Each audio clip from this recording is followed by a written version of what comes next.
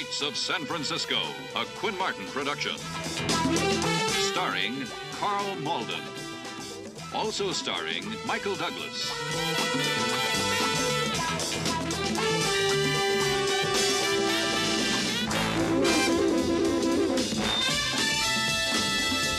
With guest stars William Wyndham, Jacqueline Scott,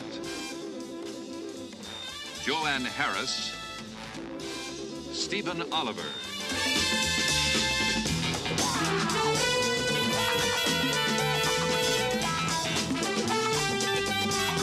Tonight's episode, 45 Minutes from Home.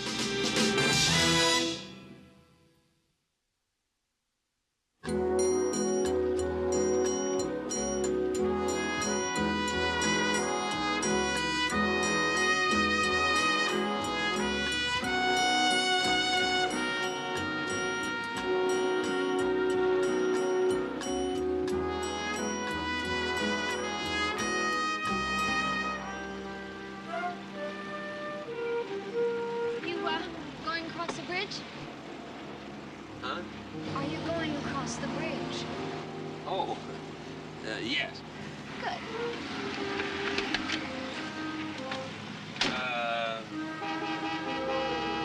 It's green. Turn right.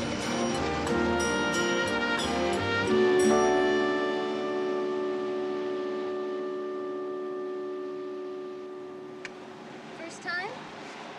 What? Across the bridge. Yes. Welcome to the Golden Gate. Total length 1 7/10 miles. Height of the tower 846 feet. Oh. With a vehicular capacity of 283,000 per 24-hour day. Wow. Total cost $35 million. How do you know all that? I used to work a bus. UPAC. Unified what? Postman? No, pharmaceuticals. The AC stands for, Annual convention. It shows, huh? Pharmaceutics, what's that? Drugs and stuff like that? Yes. And you're a salesman. 20 years with the same firm. 20 years? You've been doing that all my life? What a drag. Mind? LA. Yes. How did you... And I'll bet you've been married to the same woman all your life. That's right. 22 years. 2 kids, a boy and a girl. No, just one, a girl. She's a lot like you, actually. Karen. You look austere. All right. The architect and chief engineer was Joseph P. Stroud, a specialist in long-span bridges and a poet.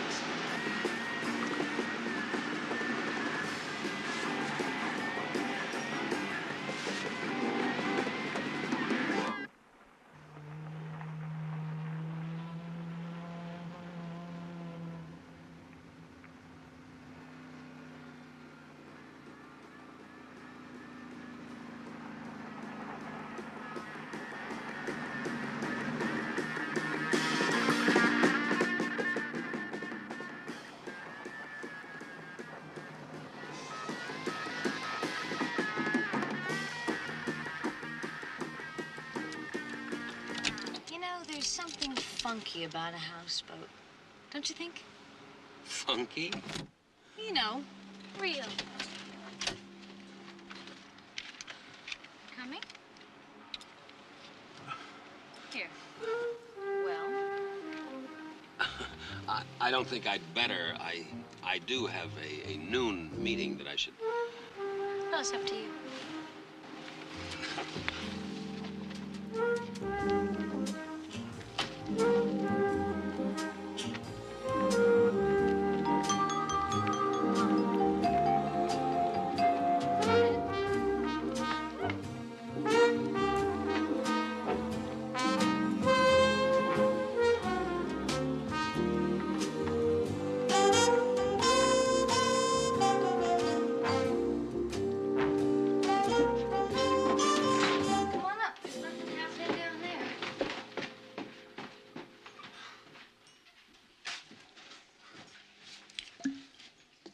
Tell me, what sort of knitting you call this?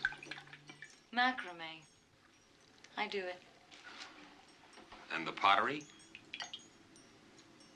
A friend.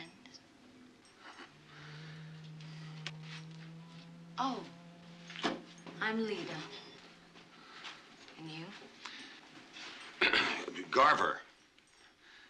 Tom Garver. Mr. Tom Garver. Do you, smoke grass? Oh, I guess not. Well, there's a first time for everything, isn't there? Match? Hmm.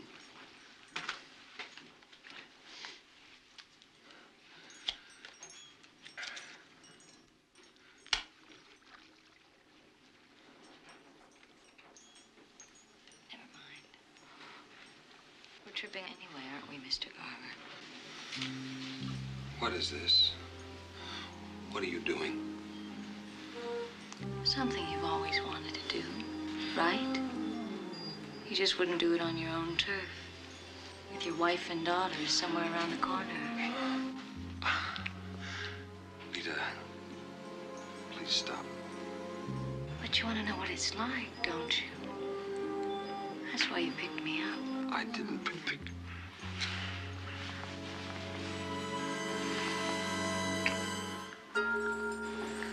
Now you tell me you're just not like all the rest. You tell your daughters you do one thing and you do another. You know what'd be funny? If right now your daughter was with some other old man. And I do mean old, Mr. Tom Garver. You should see yourself with that trust me smile. And that raunchy little mind of yours. You're a hypocrite. Yes, you're a hypocrite. A hypocrite. Can you hear me? A hypocrite! A hypocrite!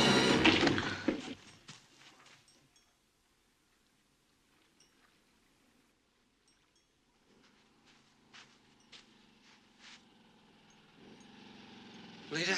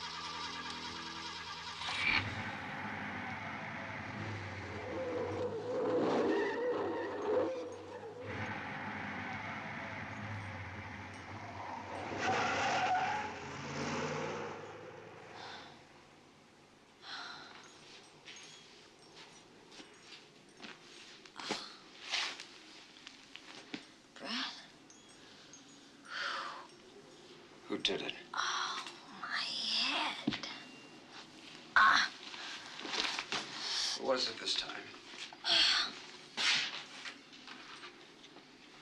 I'm bleeding. What was his name? Huh? Oh, I don't know. Garver or something. Hey, Brett, would you get me a towel or something? Garver.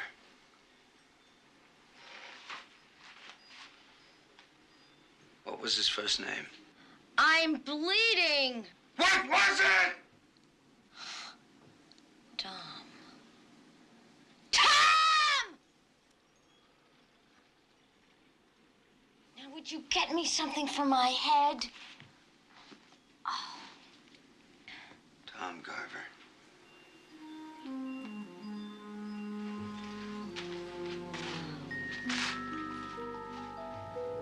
Brett, please.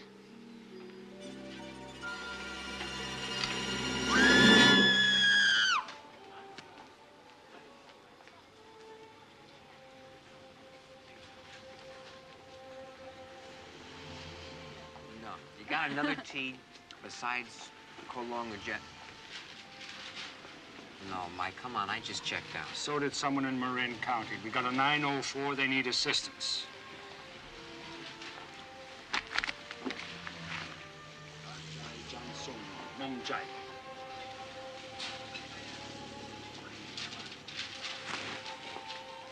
What'd you tell her? I just told her that your wife and kids were getting tired waiting for the wonton. Mike. Hey, Mike!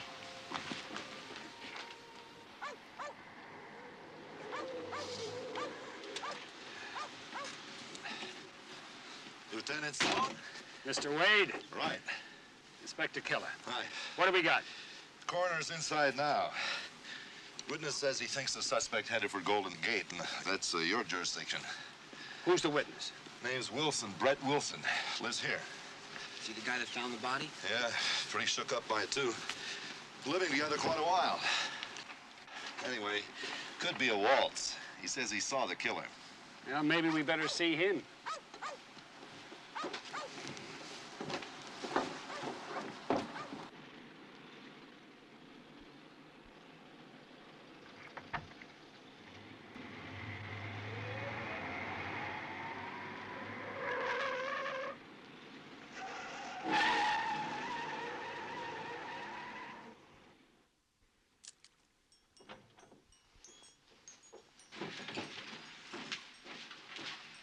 Doctor, Lieutenant Stone, Inspector Keller. San Francisco homicide. How do you do? 2 blows. One at the back of the head, another by the right temple. I'll need an autopsy to establish precise cause of death. This how the body was found? Nothing's been moved. Somebody had a little party.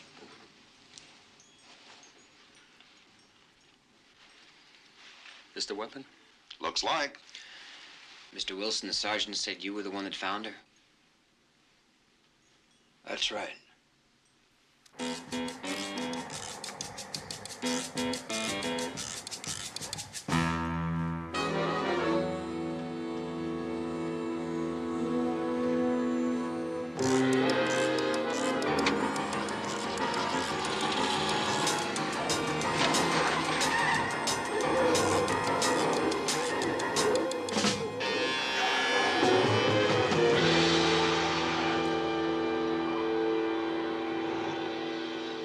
Is that Lita?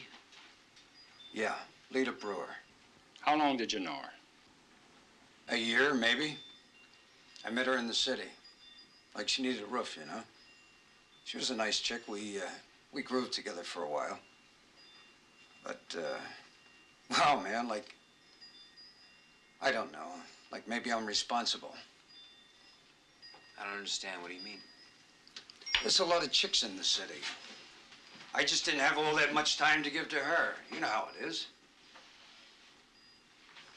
And I guess she needed somebody to just groove with her and nobody else. Maybe she went out and met some kind of a weirdo because I wasn't around. You said you met her in the city. Is she from the Bay Area?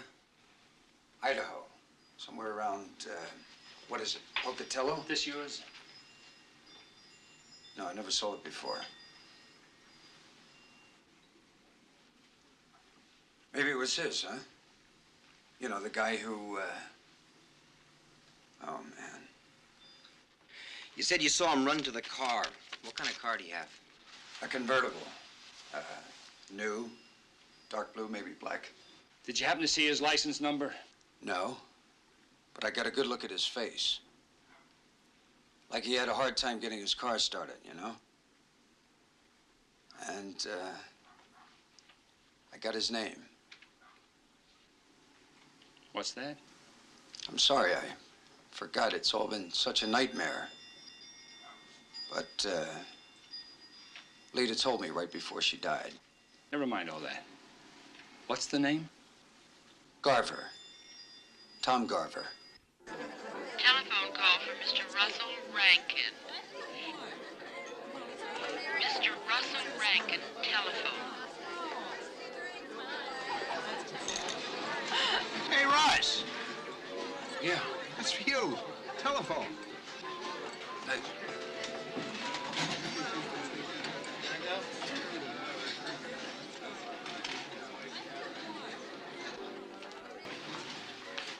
Ross? Hi. Hello, Emily.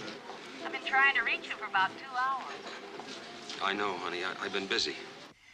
Listen, this is really a silly thing to bother you with, but, the washing machine's leaking again. The man said it's the boot. It's gonna cost $32 to fix it. Now, is that all right? What?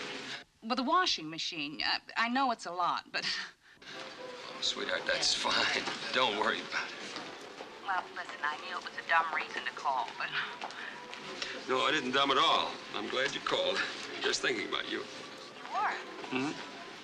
You know, it's funny, the Jets make it just 45 minutes from home, but it seems so far. Emily? I love you. I think I better send you away from home more often. Look, honey, I've got to run along the noon conference. Take care of yourself, okay? Yes, I will. You too, huh? Bye-bye. Bye.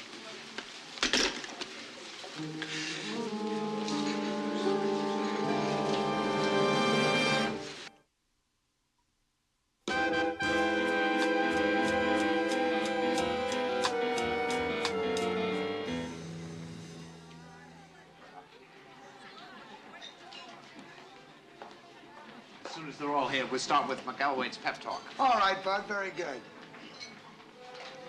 Hello, I'm John Collins, Secretary of the Convention. I don't think that I've met you gentlemen. We're looking for a Garver, a Tom Garver. Oh, yes, certainly. That's Tom over there.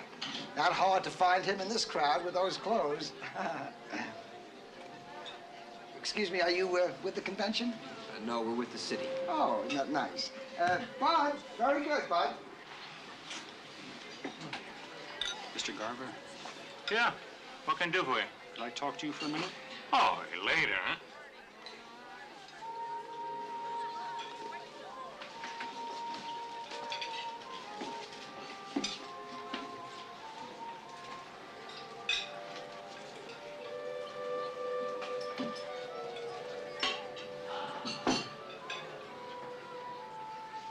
No, I have never been to any houseboat in Sausalito. No, I have never known any girl named Lita. Mr. Garver, we're as anxious as you are to get this cleared up.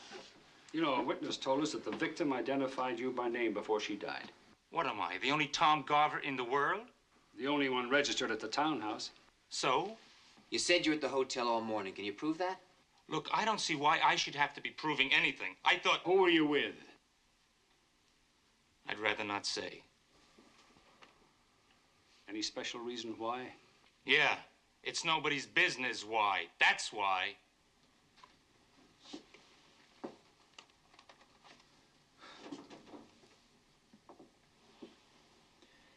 Number one, you have the right to remain silent. Number two, anything you say... Wait a minute. I was with our vice president in charge of sales, Mr. McElwain. I was making a move on another guy's territory. What, you guys have been around? You know how it is. It's gonna have to be verified. Well, isn't there some other way?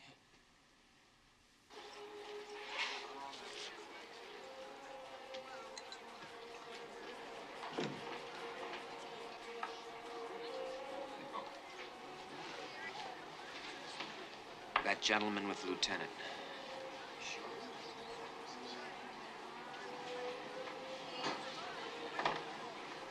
You sure? Garver's older. At least 40.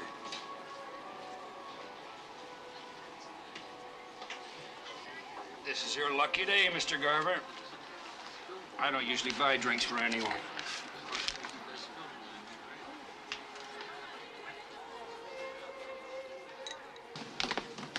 for now, Lieutenant. Just keep looking. How tall did you say he was? Well, like I said, I couldn't tell. He was in the car when I saw him.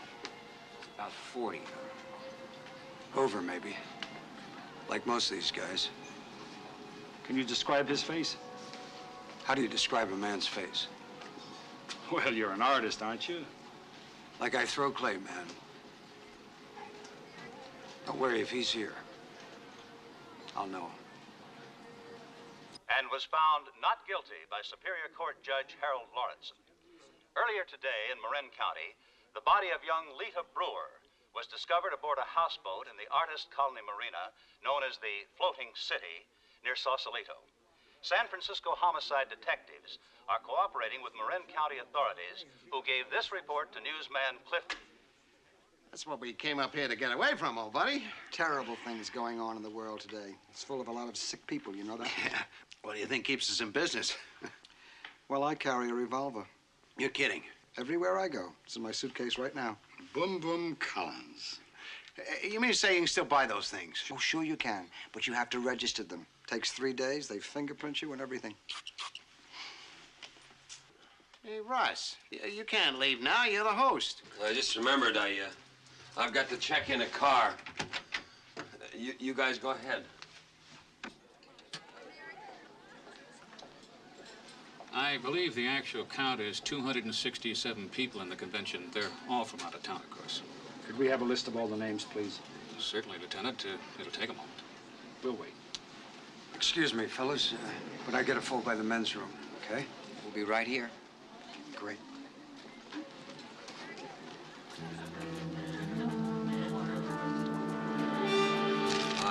I picked this car up at the airport, but the starter's bad. I hope you weren't inconvenienced. If you'll fill out a new form, please, I'll see what we have.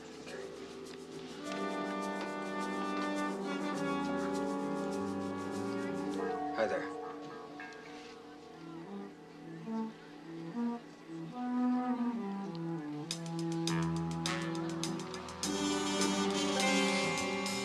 Mr. Rankin. Russell L. Rankin.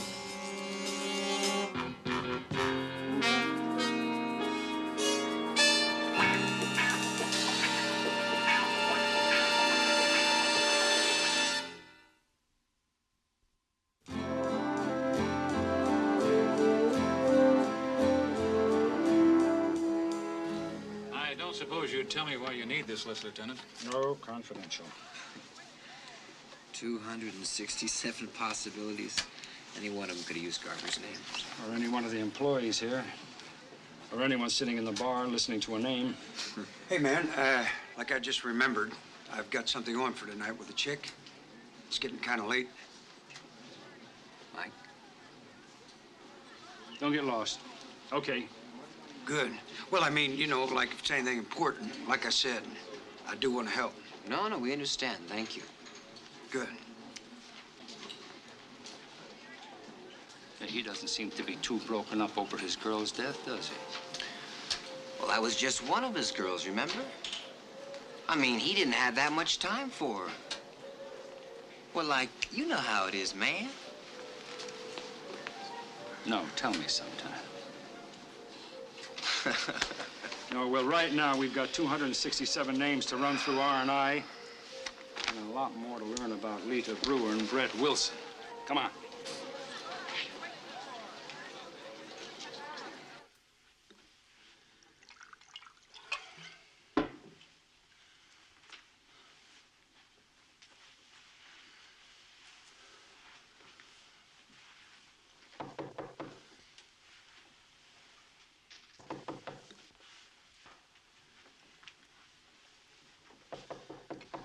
Yes?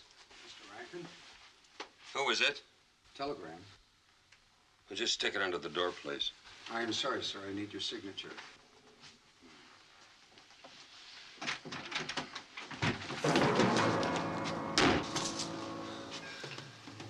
Why'd you do it, Rankin?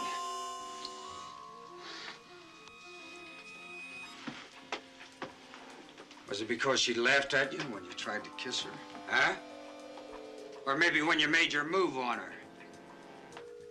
And she let you make that move, didn't she? It was an accident. I didn't mean for the...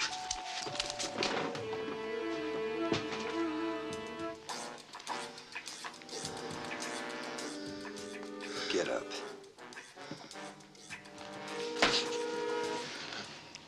Get up and be a man. You can't do it, can you? Please listen. You must understand. First time you saw her, I bet you thought, maybe this time I can make it. Huh? What happened? What happened?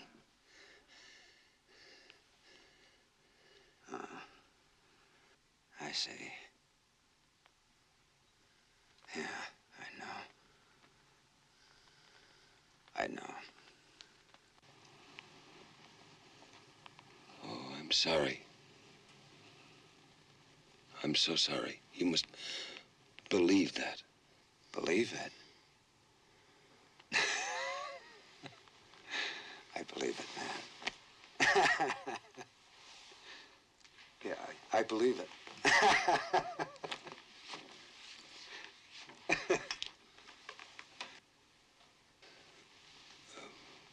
What are you going to do? Nothing, man. I'm not going to do anything. You are. What do you want? Not much. Say, $1,000? $1,000? I haven't got it. You'll get it for me, won't you? And you bring it by the houseboat. Tomorrow. But how can I raise that kind of money? I can't let anyone know. That's the big problem with secrets, Mr. Rankin. Somebody always knows.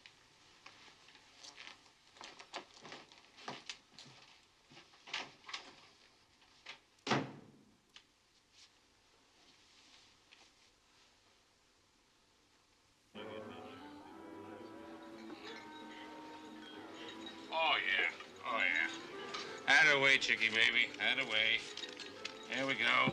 And you just keep them coming here. All right, now listen, after a little dinner, maybe you can show me what this town's all about, huh? Tom? Russ. Like you to meet an old friend of the family. Sit down, sit down. Maybe she's got a sister.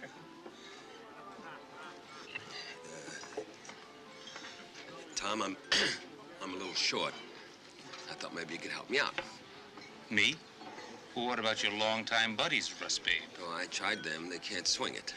Tom, this is very important to me. Well, I'm sure it must be, Russ, but I'm not very big for favors. You see, my philosophy is... I know what your philosophy is, Tom. That's why I thought maybe you could handle it. You've had your eye on my territory for a long time. That's very observant, Russ. Well, it could be that I'm willing to part with a piece of it. For what? $1,000. $1,000? For what? Well, let's say 10%. Sorry. It's worth 5 times as much. You know that. Oh, yeah, I know that, Russ. But why should I pay for it? McElwain's gonna give it to me someday soon anyway. And you know that. Excuse me.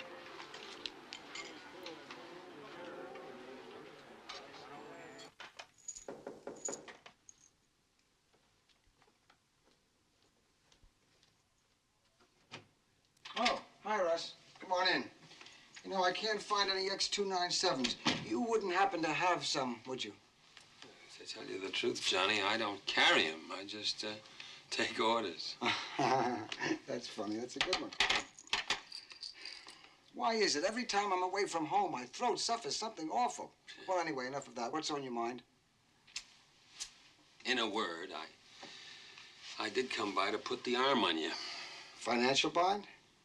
Well, they ought to have a pill for that, too, huh? They certainly should, because what I need is $1,000. Wow. To tell you the truth, I'm just about tapped myself. But listen, with your record last year, maybe the VP in charge of sales would help you out. Stick around. I'll just be 1 minute. Wait for me now. Oh, listen, don't worry about it, John. It'll keep. What was that? I say it'll keep. Don't worry about it, Johnny. Oh.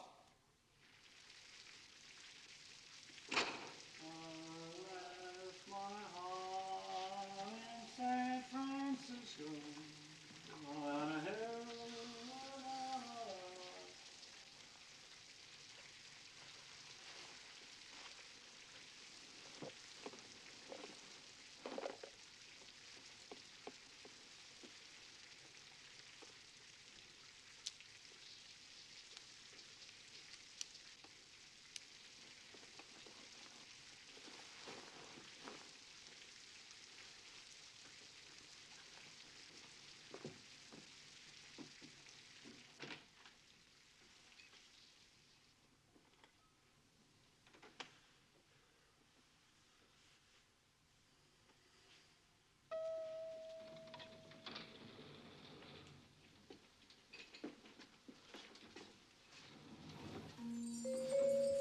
Well, the people you meet in hotel corridors.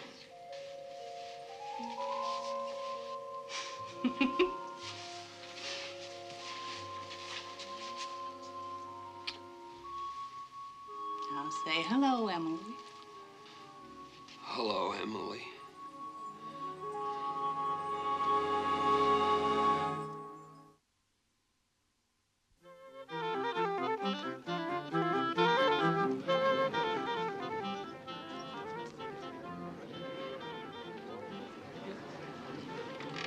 Then you did know her. Huh? Did I say that? Yeah. Yeah, I knew her. She was a cool chick. The word I got was that she and her old man Brett were really tight. Guess I heard wrong, huh? Look, she's dead, okay? Thought you were a humanitarian, Robert. Aren't we all diminished by another person's death? Okay. I said I knew Lita. Nobody knew Lita. Cool? Man, she was cold. Like dry ice. You know, touch and get burned. Now, if she was tight with this guy Wilson, it's one of the best kept secrets since the Pentagon Papers. Maybe she's better off. I know that's a terrible thing to say, but life's not much without, well, without someone who can love you. I guess it's rough being lonely. If not being loved means being lonely. Oh, Lita had lots of, I don't know what you call them. Like walking shadows, maybe. Brief candles.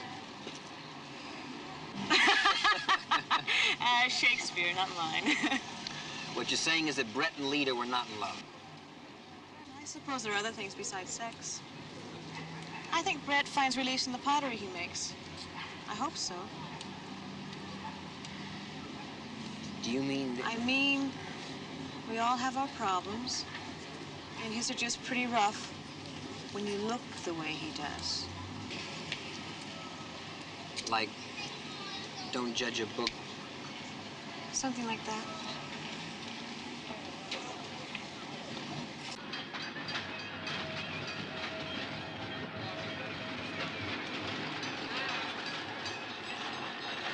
Thank you. And if I want to get those photographs enlarged, I can call you at this number here. Bye-bye.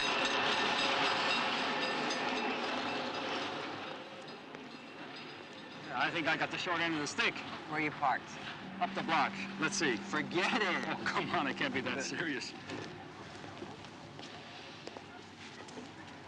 She's got her own dark room, too, I'll bet. If I find out, I'll let you know. Give me that. What'd you get from R&I? Well, all I can say is United Pharmaceutical has 267 men with A1 backgrounds. What about Pocatello? 2 arrests, no convictions. Let me guess, suspicion of possession. That's not a guess, and you know it. She a hit? Yeah, a little grass, maybe not much. She's not in any hard stuff. But the big thing that I learned about Lita Brewer If she's not the score we all thought she was. Oh, she turned on a lot of guys, all right. But she turned them off better. You mean a tease? Yeah. She'd meet a guy, pick him up, take him home, get him going, and then turn that poor guy right off. He'd get mad and smack her. And if you think that's weird, there's something else. Keep rolling, buddy boy. Keep rolling. Brett Wilson. Now, he said she couldn't get enough of him, right? You mean Groovy Brett? Right, Groovy Brett. Yeah. Well, it turns out he ain't as equipped as he looks.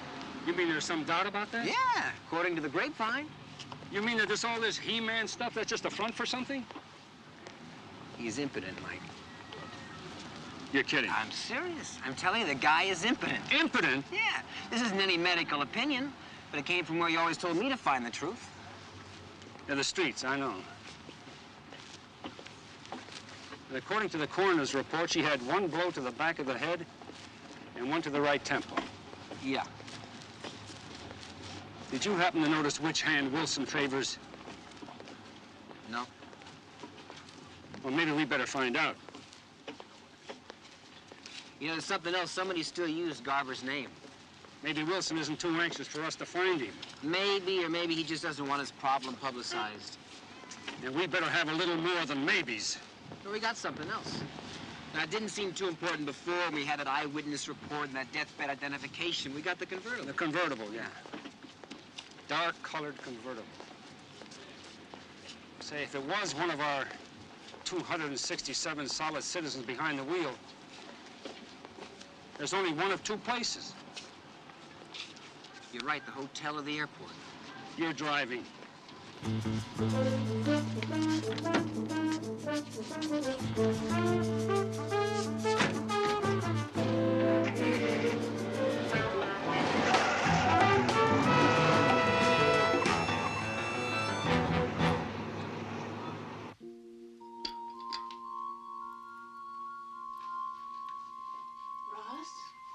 Hmm?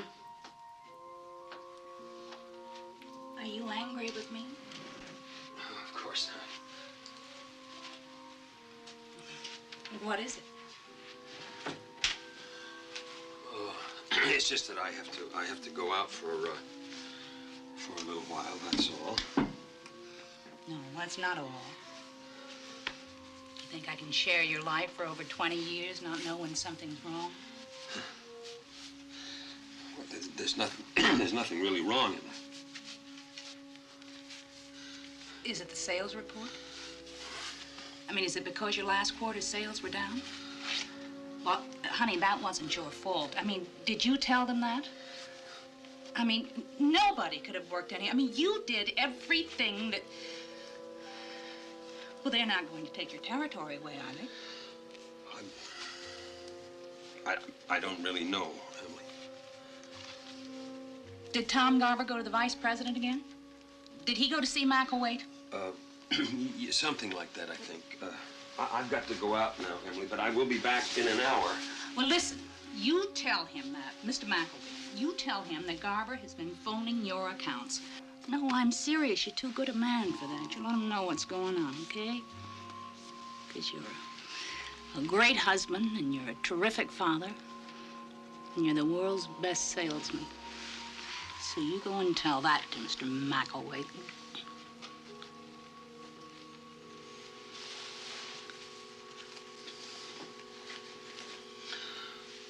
Ross.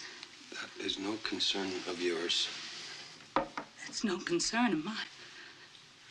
Oh, my God, tell me what's going on. Honey, listen to me. Honey, it's all right. Come over here a moment. Just for a minute. Come here, please. Now, listen to me. How many times have you and I seen those kids hitchhiking on Sunset Boulevard? Youngsters, Karen's age, huh? Well, I stopped and gave one of them a lift the other day.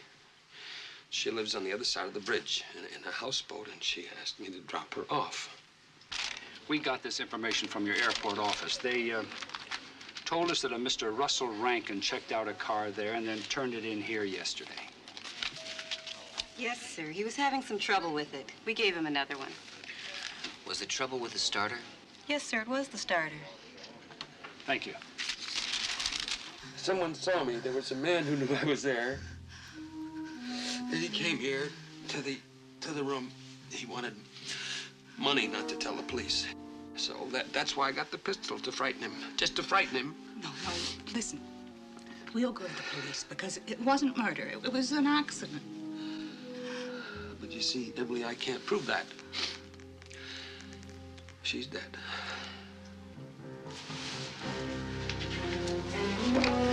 Ross!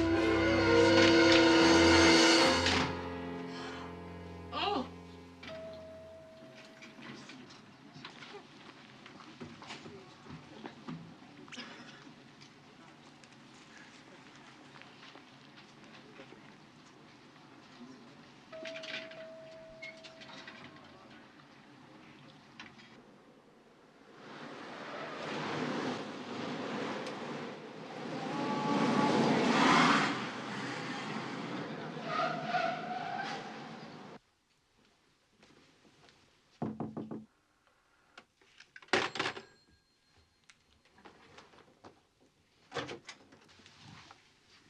Well, I'd like to see Mr. Rankin, please.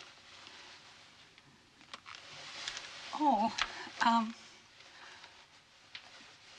in.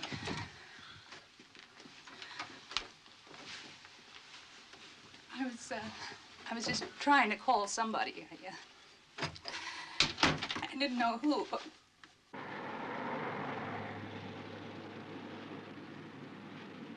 There was this man who saw it. And he came to Russell, and he asked him for money. He came where, ma'am? Here, at the hotel. Well, where's your husband now? I don't know. He said something about a houseboat, but I don't know. And you've got to find him because, I mean, he's not that way. I mean, he's not like that at all. He's not like what? He's got a gun. Stay here. But please don't hurt him. I mean, what happened before was an accident. I mean, he told me that. He's not a killer.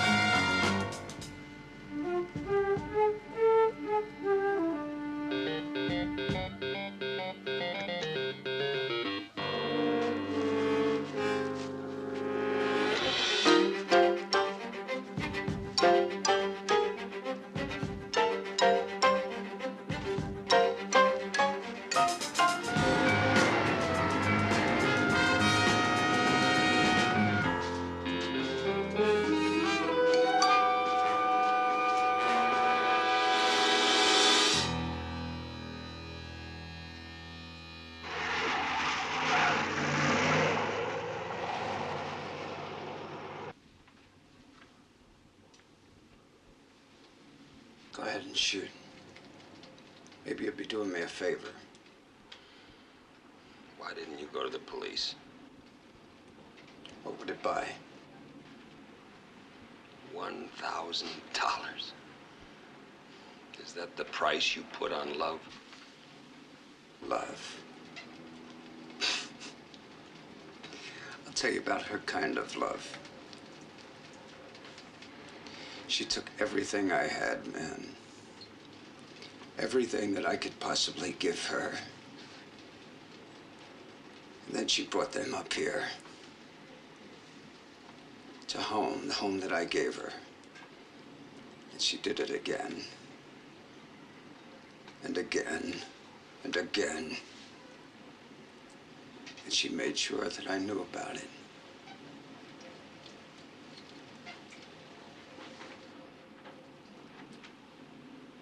Mr. Rankin? I just left your wife, Mr. Rankin. She told us what happened. That's him. Now, that's the guy that I saw, the one that said he was Garver? Mr. Rankin. Mr. Rankin, we know it was an accident. Say, you don't handle guns very much, do you? That one you've got there is a borrowed gun, isn't it? What kind is that one, Mr. Rankin? Is it a... Yeah, it looks like a .32 caliber. It's a neat little weapon. But you know, if you want to show it to someone, that's not the way to do it, you see. You have... It could go off. He tried to kill me. That's not what I saw. Did you, Steve? Well, we'll hold them both for Wade. It's his jurisdiction. Man. Now, it's him. I saw him do it. How many times you see him at the hotel? All right, turn around. Put your hands on that table. Spread your feet apart.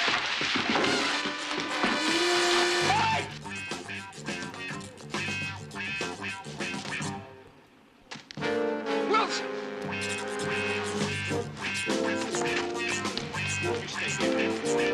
Steve! Get around on the dock!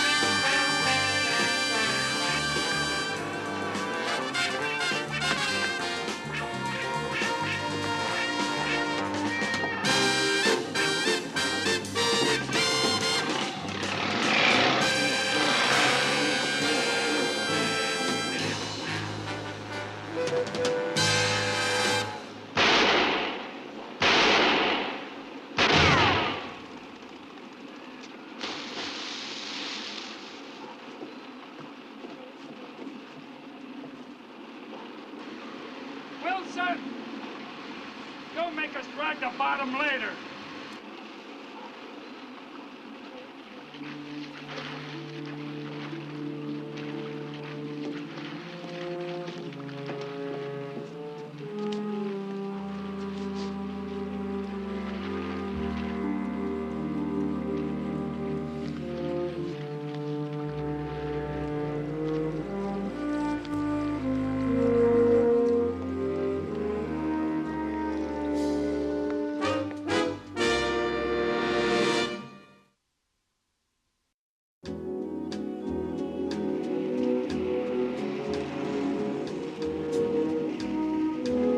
Buddy boy.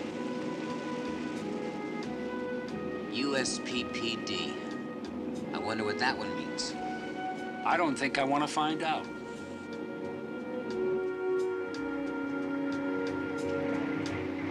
What, we got something here? Well, I figure if you can say a wife with kids in Chinese, you can say single with Sunday night off in English. Who gave you Sunday night off? Come on, Confucius. Come on.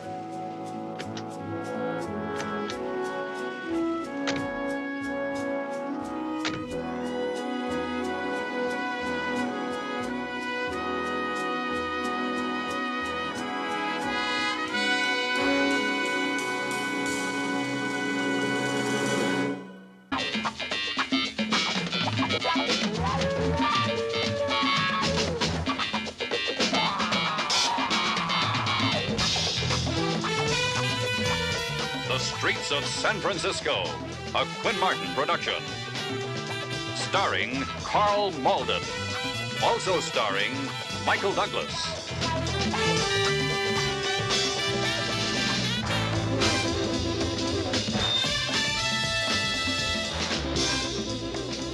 With guest stars Signe Hasso, Diana Douglas, Stephen Oliver.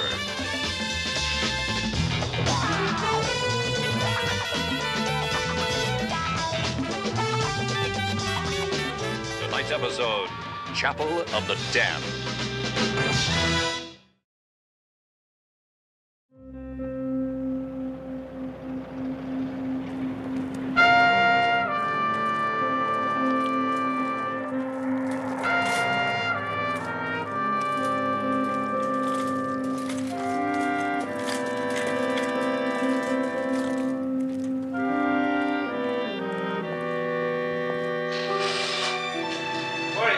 How's it going today, Jesse? Just great, thanks.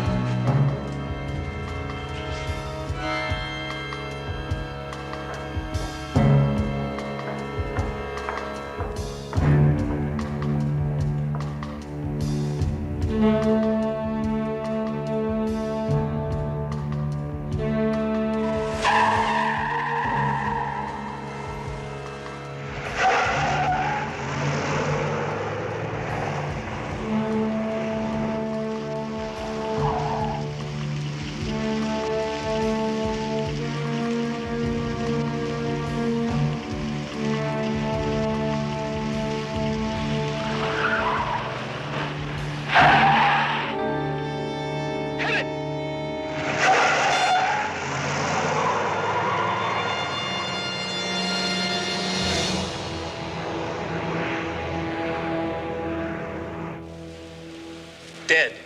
It didn't go dead until after she got in the elevator. I seen her go in. I seen the elevator go up. I figured she was in there, you know? Okay, Cyril, thank you very much for your help. And just give the officer a description of the car. Dick, when you call in telecommunications, I want 2 units to check the immediate vicinity. That car's gonna get dumped quick. It was a maroon Thunderbird. She's not dead. That I would know. You sure? Yes. Well, then what? Where is she? Now, listen to me, Eddie. Listen to me. You must have faith. She will come back. Mrs. Sloan, According to the doorman, your daughter came in a little before 6 this morning. Is she in the habit of staying out that late? Recently. She's been seeing this boy, having an affair, if they still call it that. What's his name? Dillon. Mark Dillon. He has long hair and no manners and no prospects and no education. Oh, and Julie just happened to mention that he's been to jail. Perfect son-in-law. She was with him last night? Well, I assume so. Where else would she be until that hour? Mike. Oh, excuse me. Got anything? Yeah, the cable of the TV monitor was gimmicked and all the leads were cut and taped. This guy really knew what he was doing. Looks like there were two. One guy cut the cable, the other one went across the garage, hid in the elevator, then taped it up to look normal. What do you got? Over here. Came in the morning mail. Recorder was in the case. Do you know where your children are? Yes, indeed. Kidnapped. Well, if you want to get her back. Just sit down, relax. Take it easy. Say nothing at all. No cops. No cops. We want a lot of Money. We'll be in touch. Sit tight. Say nothing. Now, we'll call when, At the tone, the time will be 12 p.m. exactly.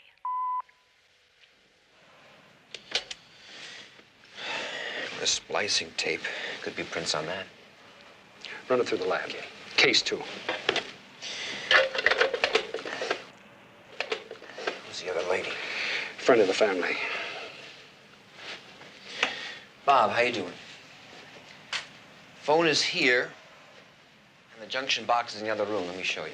What's that man doing? Well, now, we would like to monitor the phone. You see, the people who have your daughter will try to contact you, and when they do, he'll be able to trace the call if the phone is monitored.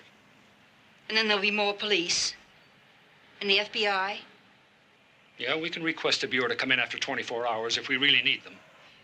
But I feel we could really use the monitor on the phone. All right.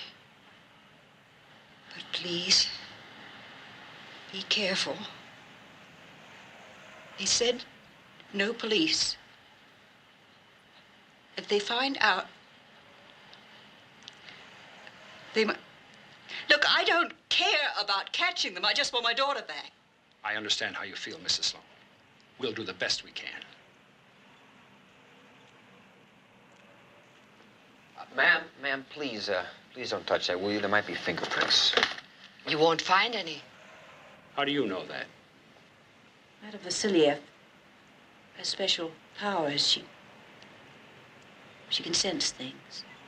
Well, I conduct a circle of students who are interested in psychic phenomena. Mrs. Sloan is a member of my group. I've seen her do some incredible things. She can help us. I know she can. May I? Yes, yes.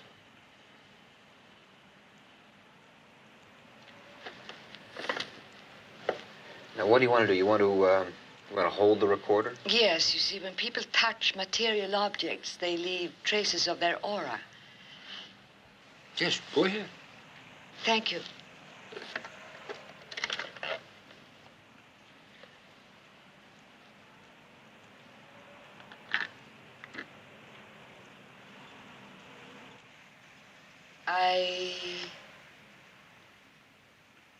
I sense a Vishuddhi, Hindu word. Remember Adele, we spoke about the different chakras? Yes. A man with some trouble in his mouth, throat. Yes.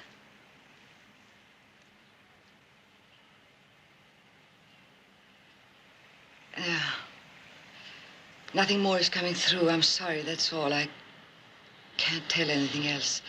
I'm sorry. That's all.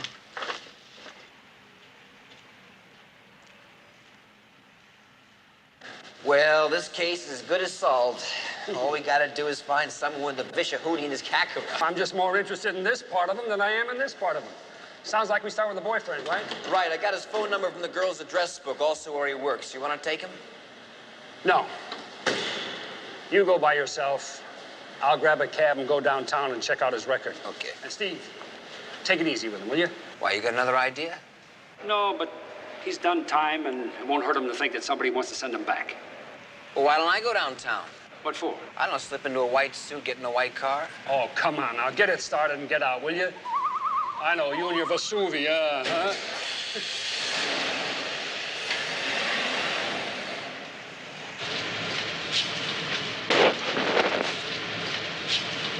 Hey, Dylan. Yeah? Meyer wants to talk to you. Hi. My name is Keller. Is there anywhere we can talk without catching pneumonia?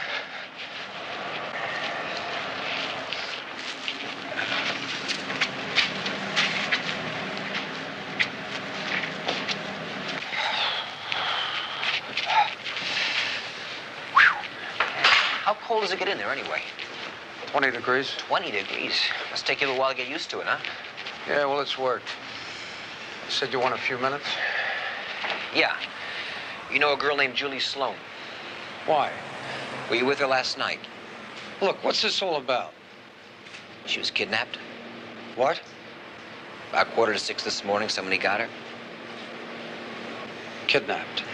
Were you with her last night? Yeah. Yeah, we caught a flick, and then we went back to my pet. She left sometime this morning. Went home. You took her home, huh? No. Like I told him, I was asleep. I don't even know what time she You went were home for asleep? sure. That's right. That's great, just great. And who did you call after she left? Nobody. Look, I know what you're trying to do, Stone. I'm asking you, who did you call? I didn't call anybody, I'm telling you. I don't know anything about it. Now, you know the family's loaded, right? And we know that you like a good rip-off every now and then. That was a long time ago. 2 years, just long enough to build up a good appetite.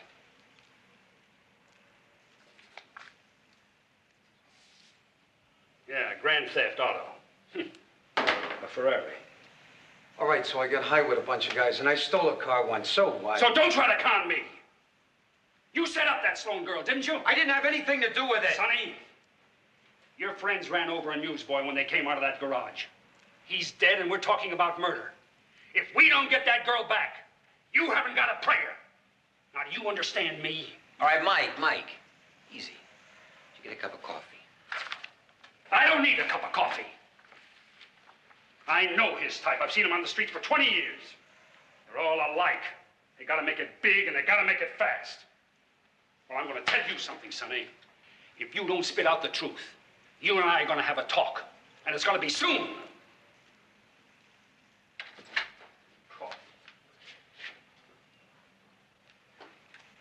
Your partner's crazy. No, he's not. No, he just thinks he's right. They say when you've been around long enough, you know. You don't believe it, do you? Keller, I'm telling you the truth, and you've got to believe me. You have to. All right, let's go through it again.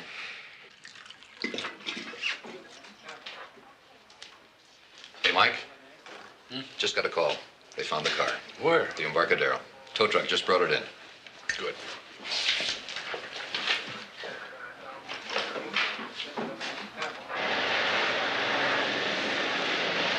What do you say, Charlie? Anything? Yeah, the paint looks like it matches the flakes on the hit and run. Any prints? No, it's clean so far, but we got a good heel mark on the right front floor. It's a man's shoe, narrow, probably an Italian make or copy. What's this? That's sawdust. This was down there, too. Broken glass? Plastic. Contact lens. Can you trace it? Well, it depends on how much we have here. Possible to run a prescription down on it if we can reconstruct it. But that's a long shot. Keep shooting, will you? Okay.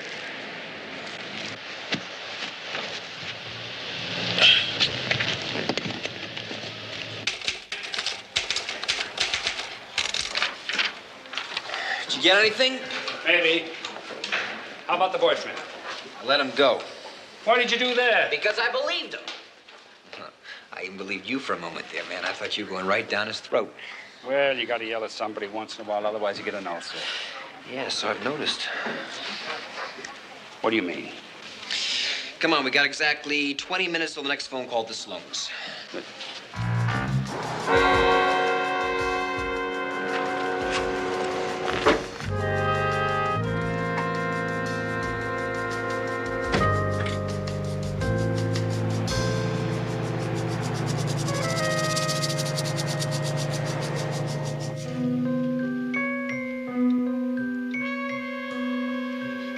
Is everything all right? Yes.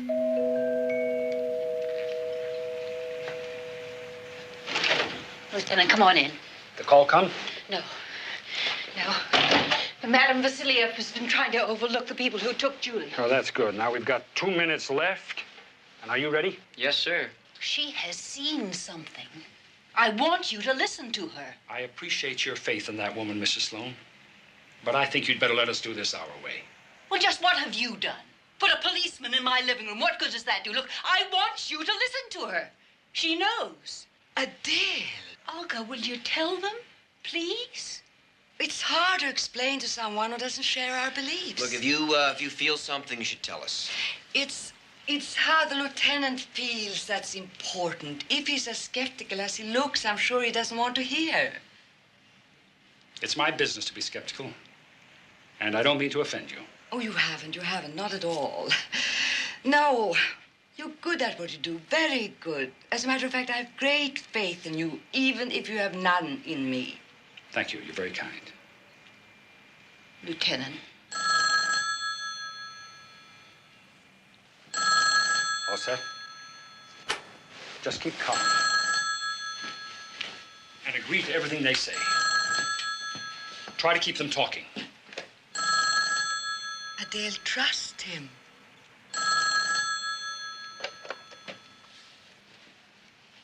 Hello?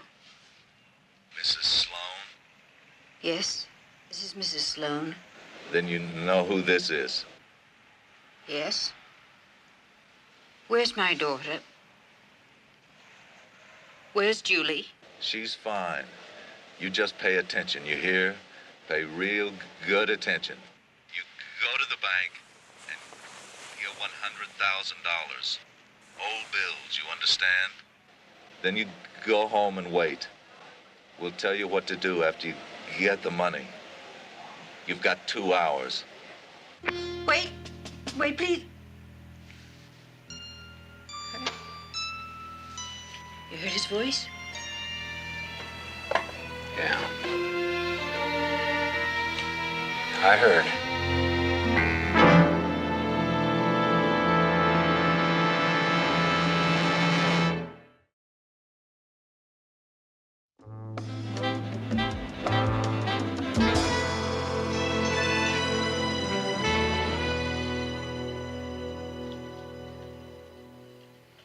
Not enough time for Trace. Well, you just stay with it. Lieutenant, please, you heard his voice. Won't you listen to Olga now? I heard him say $100,000.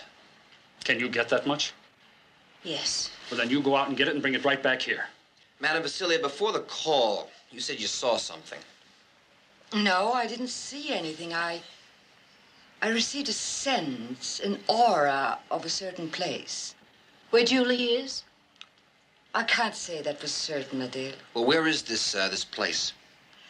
Well, I can't tell you an exact location, but the aura was blue. A blue aura? Meaning what? That's open to interpretation, but for me it would be sky, water, something cool, very cold. Is that it? Yes. Things appear differently on the astral plane than they do in the material plane. Well, I wish I could understand that. But I'm afraid I'm going to have to stick to my own plane.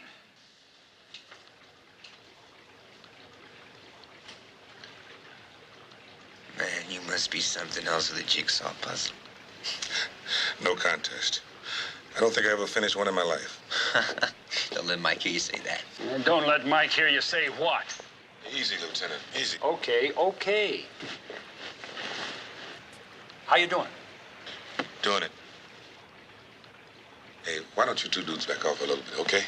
What's the matter? We troubling you? Yeah, you're bugging me. Did you get the money? No, she's still at the bank. They didn't have enough of the old bills on hand. We got time still.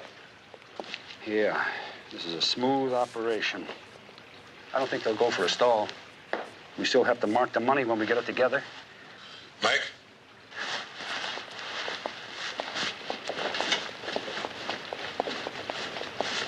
Finally made it, huh?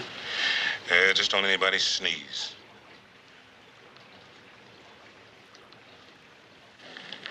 Central Optical Supply. We know that's the company that made the blank. I wish the prescription was more complete. Some sort of astigmatism.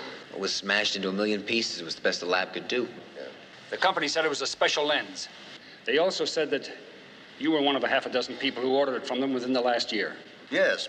According to this information, it's a sports lens designed for strenuous activity. Has a groove around the edge to hold it in place. Now, I've only fitted one patient with it recently that I can recall.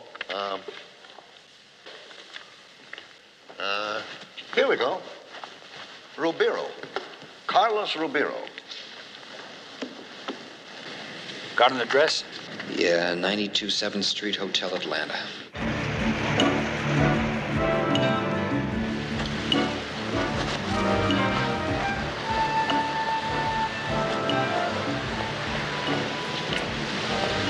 You know, this address is a year old? Yeah, residential hotel. Probably still lives here.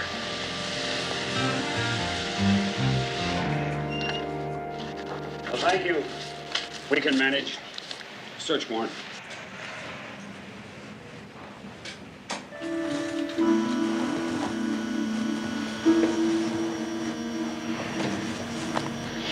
This guy's been around. Never mind where he's been. I want to know where he is.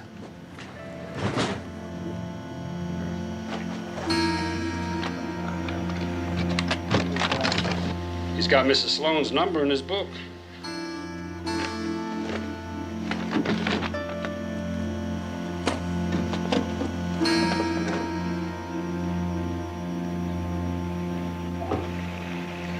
Mike. Yeah, it could be him. Fits with the sports lens, all right. Here's the trophy. Mm-hmm.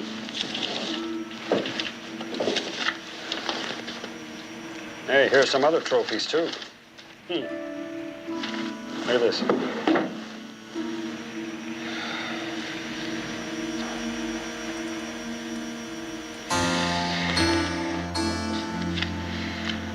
This guy really does get around. At least we know what he looks like.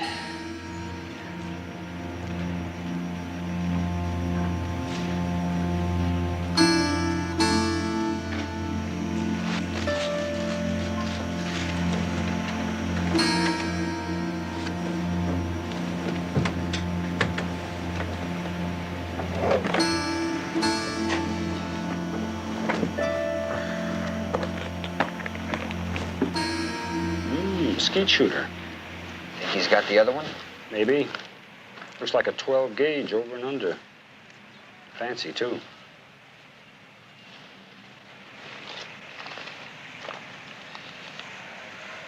$555 7371. 7371? Yeah. Cal Pacific Airlines. How did you know that? Now, you're not going to pull those parlor tricks on me, too, are you? I called it yesterday. Why is that? Well, I had a little time saved up. I thought I'd take a little vacation. A vacation? Maybe. Behind my back. Well, it wouldn't be much of a vacation if I was with you. Go ahead. You want to go on a vacation? Go on a vacation. Who's this, Andy? Keller, yeah, how you doing? Good. Listen, you run an APB for us? Rubiro, R-U-B-I-R-O. Carlos, male Caucasian, about 5'10", 170 pounds, dark eyes, dark hair. No make on the clothes. Also, check with Cal Pacific Airlines. See if his name's in their passenger list, will you? Good. Thanks a lot. Bye-bye. Read this. Waited till 9:30. Where were you? Mark. As in Mark Dillon, right? The guy that you let go.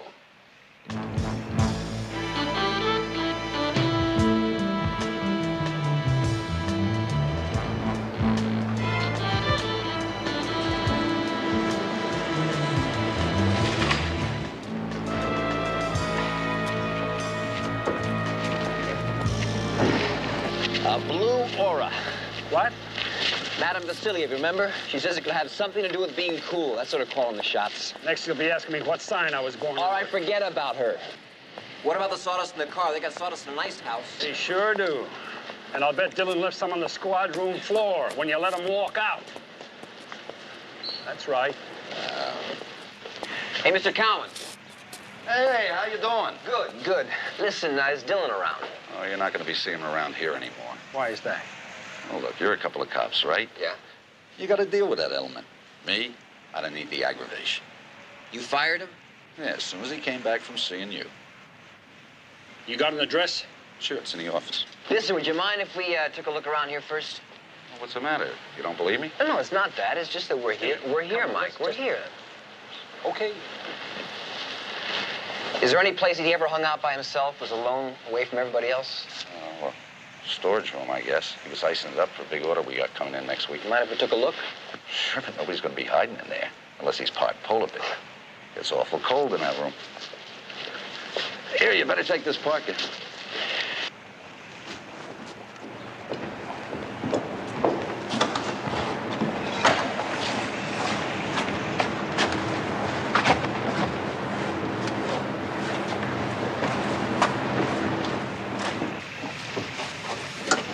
Hey, come on, buddy boy.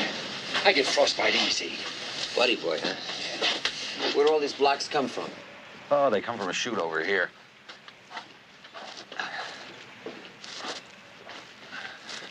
Need a new batch anyway.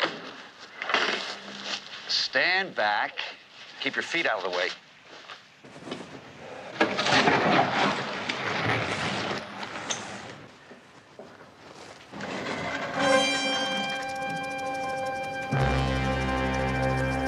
Mike?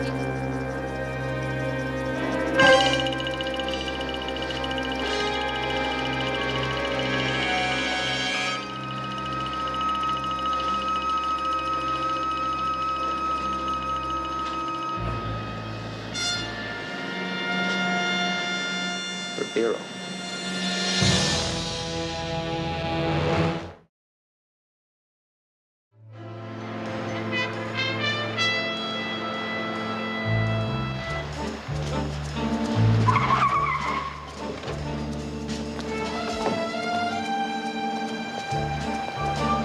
Take the bag. Right.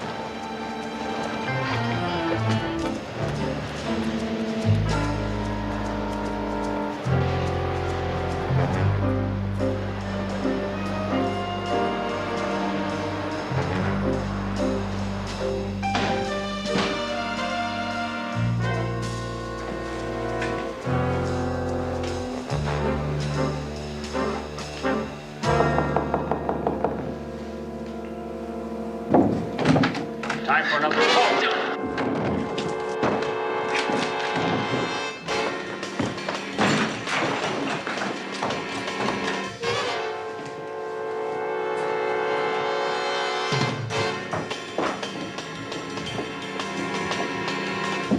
Hold it. Mike! Where'd he go? Nobody came out here.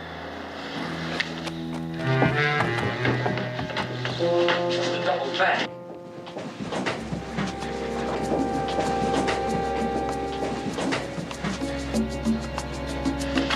I'm sorry, Mike. You didn't spook him, I did. I let him go, though. I didn't think he was a type. That's all right. Let's put out an APB on him. Inspector's A1. You got the money? Yes? Is she all right? Let me talk to her, please. Shut up and listen. Put the money in the case. You get one more call to tell you where to take it. 5 o'clock. When did this come in? About 10 minutes ago. Oh, dear God. Mrs. Sloan. No. It's all right. I'm It's all right. Hey, sit down. I'm Sit all right right. here. But she's still alive, isn't she? They won't hurt her.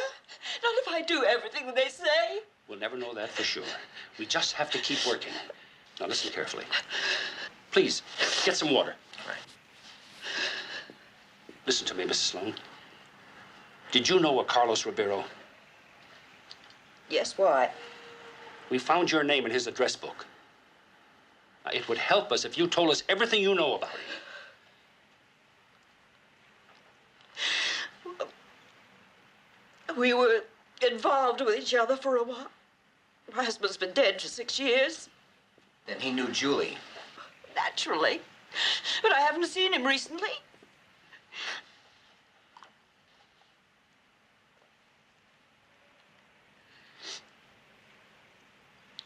I became aware after a while that his motives were not what I thought they were. He wanted money?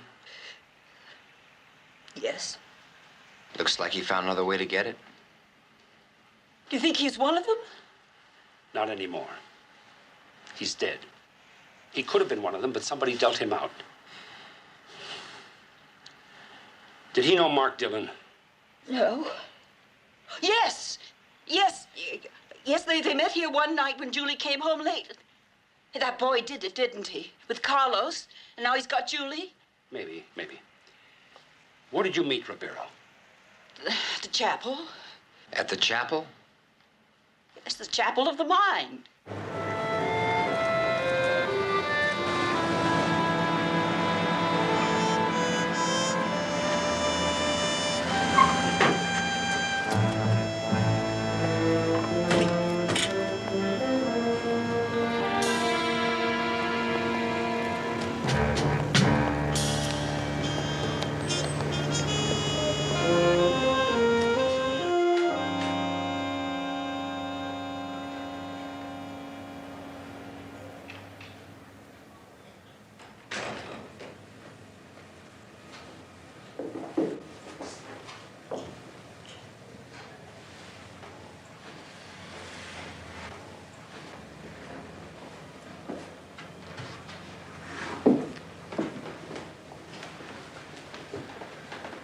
Well, you really got to give her credit. She knows how to put a scene together. Well, maybe you could get her to decorate your apartment. Lieutenant Stone, what a pleasant surprise. You mean to say you didn't see us coming in that little crystal ball of yours? I see you have your information about psychic matters from the comic strips. I don't use a crystal. Oh, that's too bad. I thought maybe you could look into it and tell us something about Carlos Ribeiro. Won't you sit down, please? Over here, please. Carlos Ribeiro. Yes, please. Now, what about him? Well, I'd rather hear it on your plane first, if you don't mind. Not at all. He was a member of our group for a while, very interested in psychic phenomena, but he had no ability, a dilettante, really. So eventually I asked him to leave the congregation. When was this? About 6 months ago. Now, you haven't seen him in 6 months? No? Why? Does he have anything to do with what's happening? Well, not anymore. He's dead. He's dead? Murdered. In a place that had a very cold aura. An ice house. Oh, no. Mm-hmm. Then apparently he was involved in what's happening. Lieutenant, are you implying that I am too? I'm not going to imply anything. I'm going to just lay it right flat out. I don't think anybody could come up with 2 long shots like you did. First the guy on the phone, and then Ribeiro's body. Well, I suppose I should be offended by what you're saying, Lieutenant, but I'm used to it. You're not the first person who does not believe that there are hidden mysteries because you can't see them or hold them in your hands. Less than 2 centuries ago, people were denying the existence of electricity for the same reasons. All right, getting back to Mr. Ribeiro, excuse me. Can you tell us anything else about him?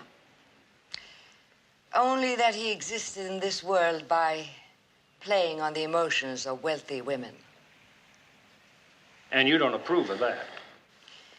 Lieutenant, I have been as patient as I feel I can be with you. I've told you I'll do nothing to interfere with your work. I've told Adele Sloan to put herself entirely in your hands. In fact, it was I who advised her to bring you people in, regardless of the message on the tape recorder.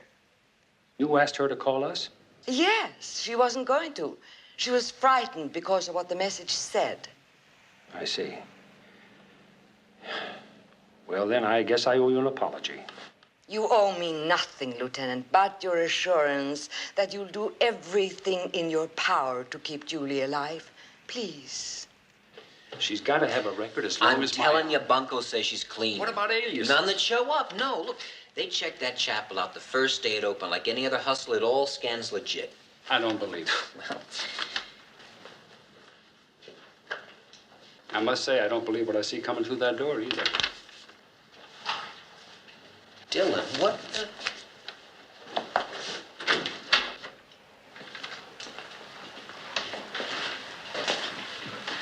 Keller, I need help. Okay, good. And you gotta keep him away No from... problem. Here, sit down. Over there.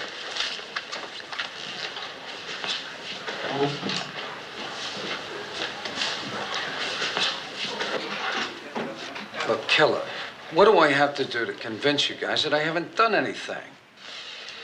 Dylan, you ran. I was scared. I got the phone call, and then your partner there kicked in my front door. Now, wait a minute. What call? Some guy. He said you were coming to bust me. Did you notice anything funny about the way the guy talked? Yeah, he stuttered. How'd you know about that? Mike? I came here to talk to you, not him. That's all right, son. Why did you come here? Well, where could I go? How far could I get? Look, whatever it is that's happening, I need help. I got no place else to go for it. Did you write this? Yeah, where'd you get that? Never mind. Did you write it? Yeah. To whom?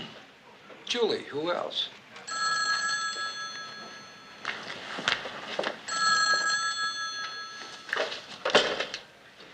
Homicide, Stone. Yeah, where? Got it. Steve. Yeah. Put somebody on. Mrs. Sloan got her call. Where are we going? Telephone booth, airport.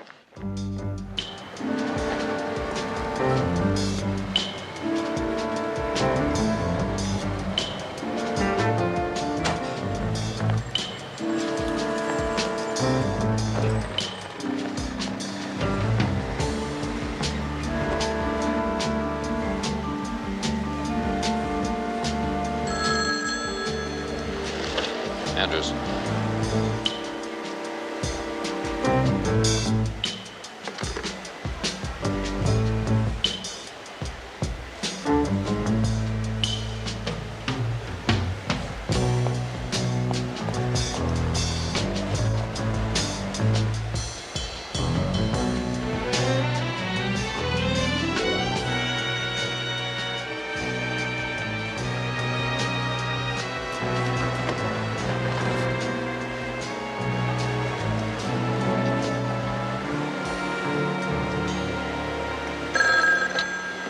Hello? You brought cops with you. No, I came by myself, as you said. You're a liar. There are cops all over the place. You think we don't know what's going on? No, please, look, I brought the money. Just tell me what to do with it. All right, lady, just shut up and listen. You do exactly what I say. Put the case on the ledge next to the phone. It's there. Now, count to 5 and then knock it over. Make it look like an accident.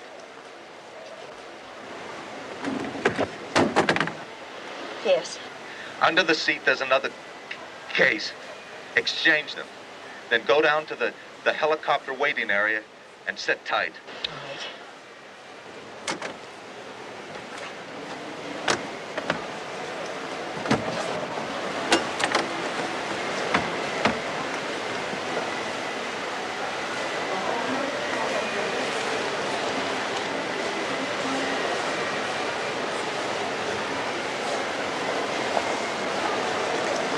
They told her to go someplace else. Well, the figures they know we're around. They're going to try to shake us.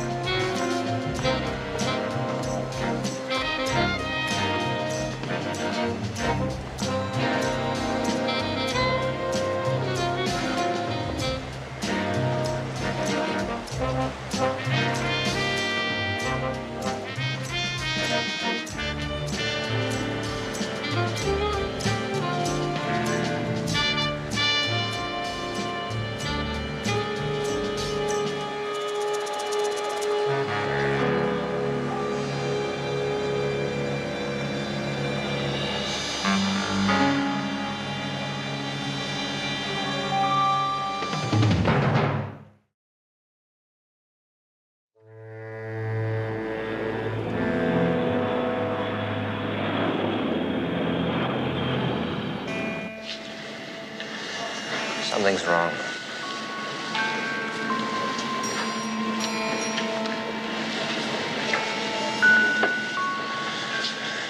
I'll sit next to her, see what they said. Oh, they spot you. We gotta do something. Well, let's give it another 10 minutes.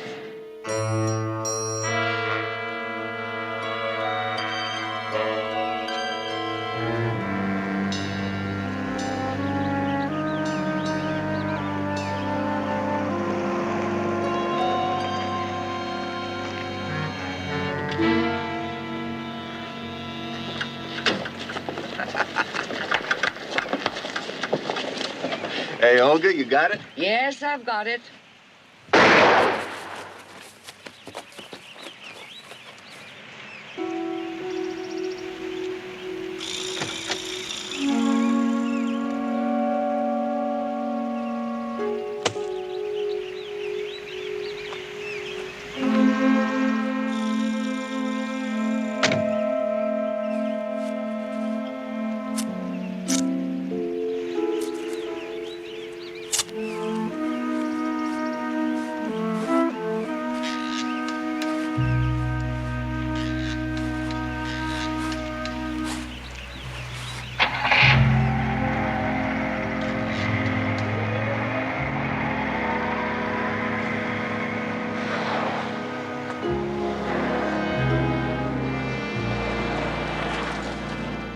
Then he said he knew that the police were there and that he would kill her, and that there was this case at the bottom of the phone booth, and that I should switch them and then just come here and wait. Matching case, we should have figured that. Well, you can't figure them all. It's all right, Mrs. Sloan. Come on, we'll drive you home. Do you think they'll let her go? We'll just have to wait.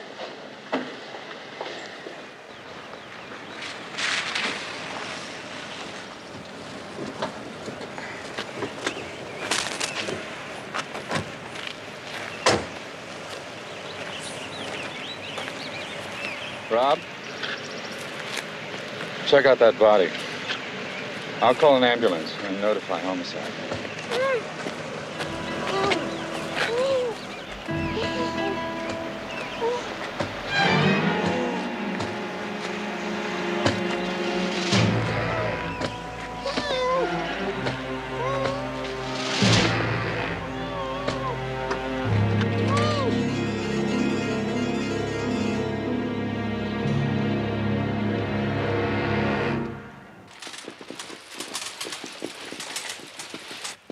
Baby. Baby. I'm all right. Are you all right? Yes, Mother, I'm all right. Honestly, Mother, I'm all right. Julie, I'm Lieutenant Stone of the police department. Are you strong enough to answer a couple of questions? Yes, I think so. Now, I know this is unpleasant, but the man that was killed, was he one of them? Yes, he's the one I had to stay with. Was there anybody else involved? Carlos Ribeiro. Anybody else? No, just the two of them. No, there's got to be a third somewhere. Mark Dillon. Mark? He's one of them. I know he is. If you find him, Mrs. Sloan, we know where he is. At least for the last couple of hours. Julie, the man that was killed, did you hear the shot? Yes. Well, now, this is very important, Julie. Do you know how much time it took between the time you heard the shot and the time the policeman found you? I'm not sure, but I think it was just a few minutes. It can't be Dillon. He couldn't have pulled the trigger. Well, he could have set it up. Gave himself a perfect alibi. How could I set up anything? I was here all the time. Could be the truth, son. Or it could be a pretty smart move. Print report they found on the shotgun, Mike. They belong to Dillon. Oh, that's beautiful. What, he shoot the guy by ESP? Dillon, you heard the man. Now let's hear it from you. How did your prince happen to get on Ribeiro's shotgun? Ribeiro set me up. I was the real pigeon, Ribeiro, my friend. That's why he offered me a ride home that day. He had the guns in the car. Here, Dillon, look at the pretty little gun. My fingerprints all over the place. Well, we've only got one suspect left. Preserve a sword. Destroy the thief. With a pentacle.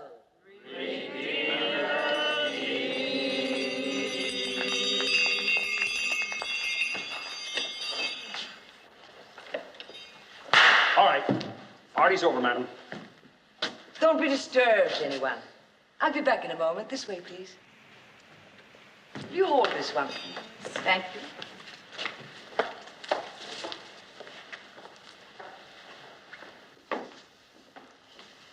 This time, I think you do owe me an apology, Lieutenant.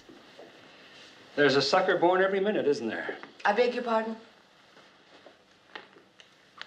All these years, it's been nickels and dimes, hasn't it? Nickels and dimes, until you met Mrs. Sloan. And then she was big money. She was worthy of your best effort. Only it had to be a perfect con job. No witnesses. That's why you killed those two stooges who did the kidnapping for you, isn't it? That left you $100,000 in unshared profit. We never have communicated very well, Lieutenant, but this time I'm not following you at all. Oh, it's not a matter of you following me. It's always been a matter of me following you right down the path that you laid out. First, it was the broken lens. That led us right to Ribeiro. And then it was the sawdust, the note. That led us right to Dillon, and he was the best one, wasn't he? He was the perfect suspect. Because once we found his fingerprints on that shotgun, he could cry innocent all he wanted to, but we wouldn't believe him because he was a perfect ex-con. The perfect criminal type. Really, Lieutenant? It would have worked. It really would have. Except he didn't react like a criminal. Do you know where he was when you pulled that trigger? Headquarters. He's been there since 5 o'clock this afternoon. Are you finished? No. You are. You're under arrest for kidnapping and murder. Arrest? You can't arrest me. What are you going to use for evidence? Your fantasies? No, no fantasies. We figured you'd object, knowing the law the way you do. So we brought along a search warrant. Mike, I got it.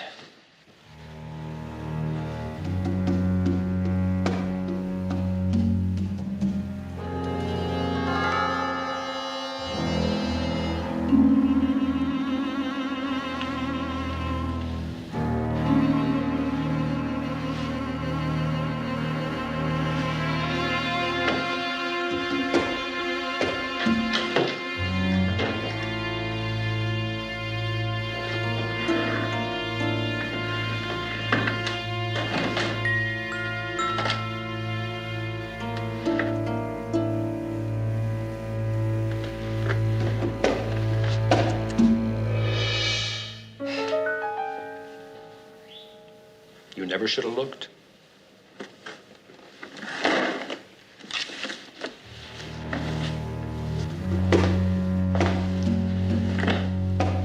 Booker.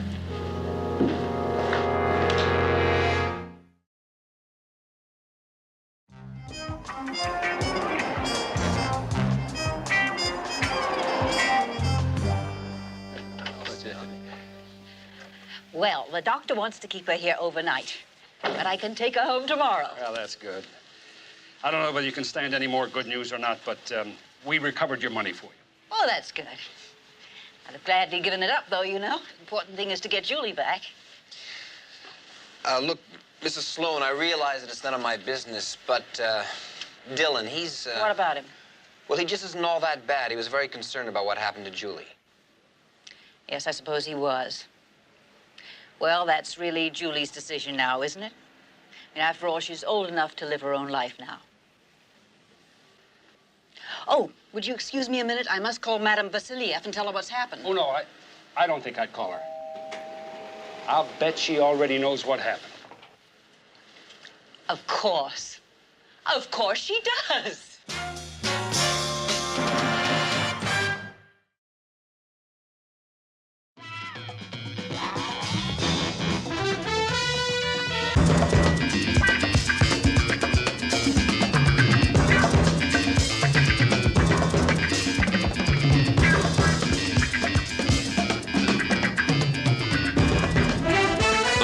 of San Francisco, a Quinn Martin production. Starring Carl Malden. Also starring Michael Douglas.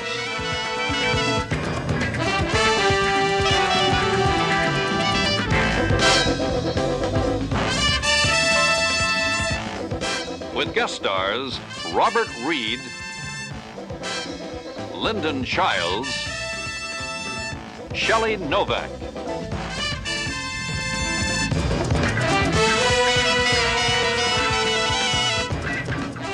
Tonight's episode, The Honorable Profession.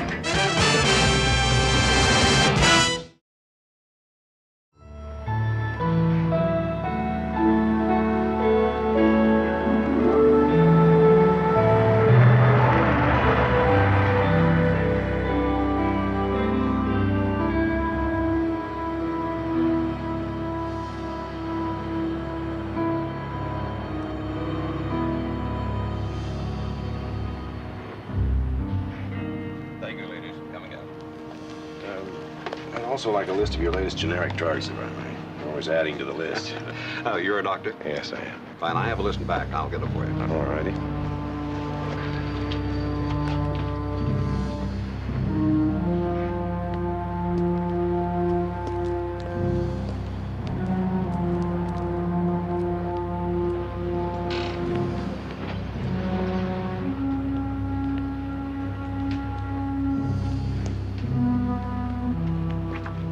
Don't move, Turkey.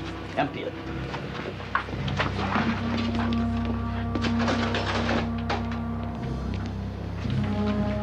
Here's that list, Doctor. Check the bag. See if there's any drugs.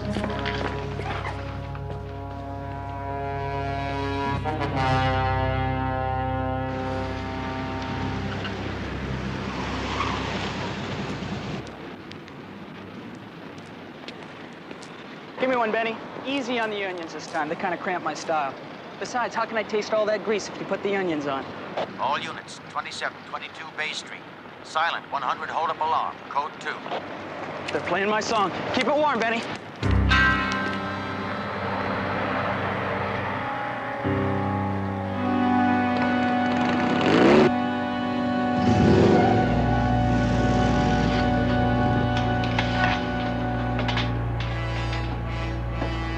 Will you hurry up? Move it! All units, 2722 Bay Street. Silent, 100, hold up alarm. Code 2. It's just a couple of blocks from here. Come on, move it.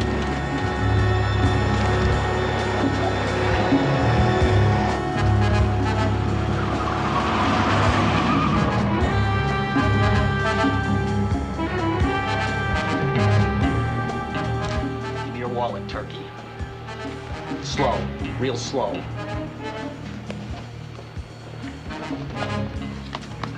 Come on, forget the drugs, let's get out of here. Hold it right there.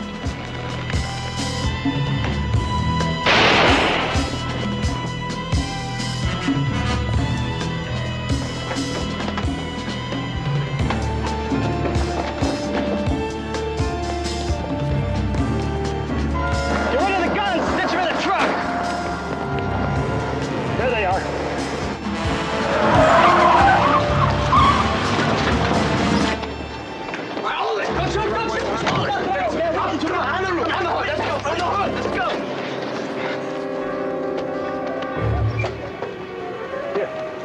You take care of these two.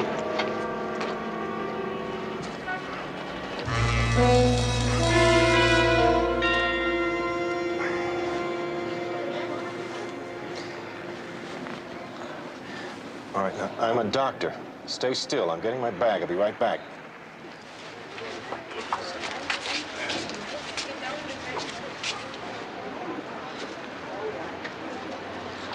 All right, let me get through here. Here, don't try to get up. Don't try to get up. Lie still. Don't move. That's it. Oh, man. It hurts. How bad is it, Mike? Excuse me, let me through, please. Just a scratch. You're gonna be okay. Anybody ever tell you lying's a sin? Doctor, let me look at it. I called the ambulance. The think Harbor Emergency's the closest. Why don't you give them a call and tell them to have an OR open and plenty of plasma for a transfusion? Hi, Doctor. Okay, help me turn to my side. Is he going to be all right, Doctor? Maybe. If we can get him to the hospital on time. I tell you, if you move those people back and clear a path for an ambulance, because when they get here, we gotta move and move fast. Yeah. All right, step back, everybody. Way back. We want an ambulance to come through here. Way back. Come on. Everybody, get way back. Come on, please.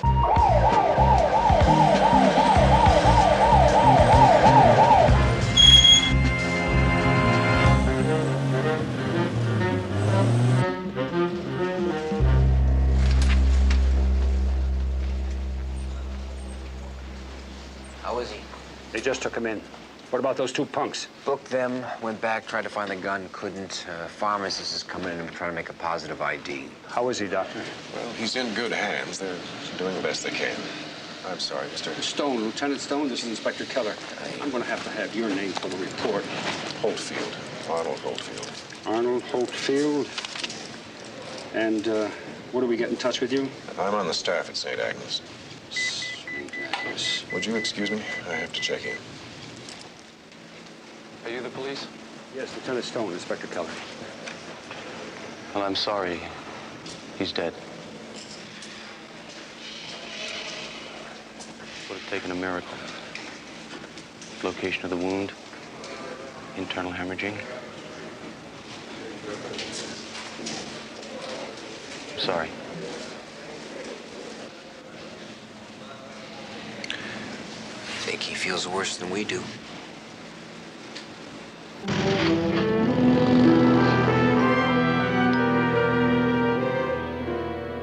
Well, you must have seen something. How tall were they? What was the color of their hair? What kind of clothes were they wearing? I was in the back of the store, Lieutenant. I came out, someone hit me from behind, and when I hit the floor, I stayed. Well, then you saw the shoes. What were they? I don't know. All I could think about was pushing that alarm button. You sure showed a lot of courage with him standing right there. Oh, I'm not so sure. I think I rang that alarm because I was afraid someone's going to hit me again, and it hurts. All right, thanks. Oh, Lieutenant, I think the doctor got a good look at them. He was standing out there the whole time. What doctor is this? The one who took care of the officer after he was shot. Find him, Oh, he told us on the staff at St. Agnes. Tell him I'll set up a lineup at his convenience. Now, when do I get my money? How much was taken? I ran that register tape on it. It's $178.23. Yeah, that's about how much they had on them. I'm sorry, but I can't give it back to you now. Why not? It's my money. We have to prove that they were the ones that robbed your store, killed that officer. Oh, they're the ones, Lieutenant. You know it, and I know it. I asked you if you could identify them, and you said you couldn't. We need proof. It has to be proven to the satisfaction of the court. Now, when we find a witness, we'll call you. You ask that doctor, and he'll tell you. When the doctor comes in, I'll let you know. Thank you. Okay. Thank you very much. Well, that's funny. What's funny? I thought he said he's on the staff at St. Agnes. He did. I've got it in my notebook. You were there when he told me. Here it is. Dr. Arnold Holdfield, St. Agnes. I called the hospital. They have no Dr. Holdfield registered there, and there's none in the phone book either. All right, check with the Board of Medical Exchange. Without that doctor, we don't have a case. I know. Yeah, could I have a listing?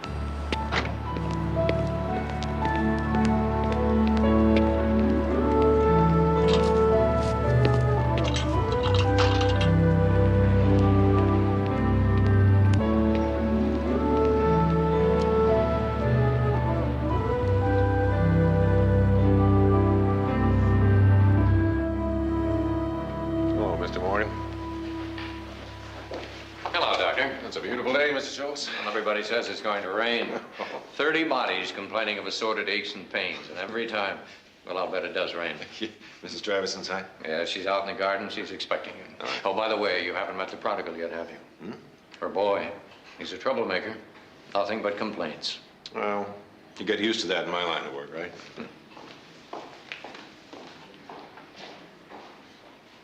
Who appeared to get on in life by putting his hands in his pocket and contemplating the baker, who in his turn folded his arms and stared at the grocer, who stood at his door and yawned at the chemist. Hello, Mrs. Valentine. I'm The glad to see you. watchmaker, always poring over a little desk with a magnifying glass at his eye, and always inspected by a group in smock frocks. How's my favorite teenage patient? Dr. Avery, I was beginning to think you weren't coming today. Well, I got caught in a little emergency cross time. I came as soon as I was free. Oh, Doctor, I'd like to have you meet my son, Hank. Your son? Well, I wasn't aware. How do you Very know? aware of you, Doctor. My mother talks about you all the time. Quite highly. Hank lives in Phoenix. He just flew in for a visit. Well, far be it for me to interrupt a family reunion, but I didn't want to drop off these pills. My mother's very fortunate to have a physician who's willing to make house calls. Thought your breed was all but extinct. Oh, there are a few of us dinosaurs left. Besides, favored patients deserve favored privileges. Well, I tell you, I'm a little behind schedule. Why don't you let me run along, then I'll get back to you next week, all right? I'll walk you out. Okay. Don't let me hear about you playing any touch football while I'm not here. You know, I got spies in this place. You have my word. Bye-bye.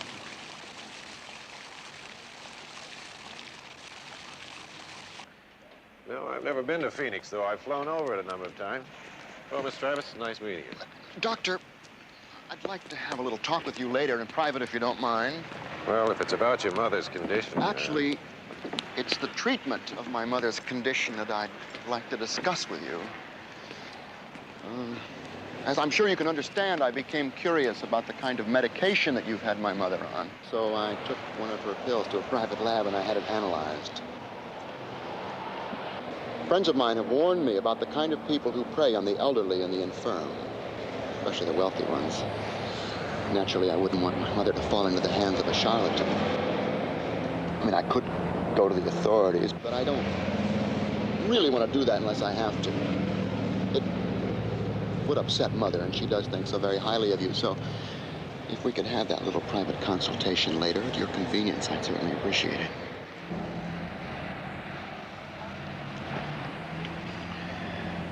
Why don't you drop by my office? About 3 this afternoon.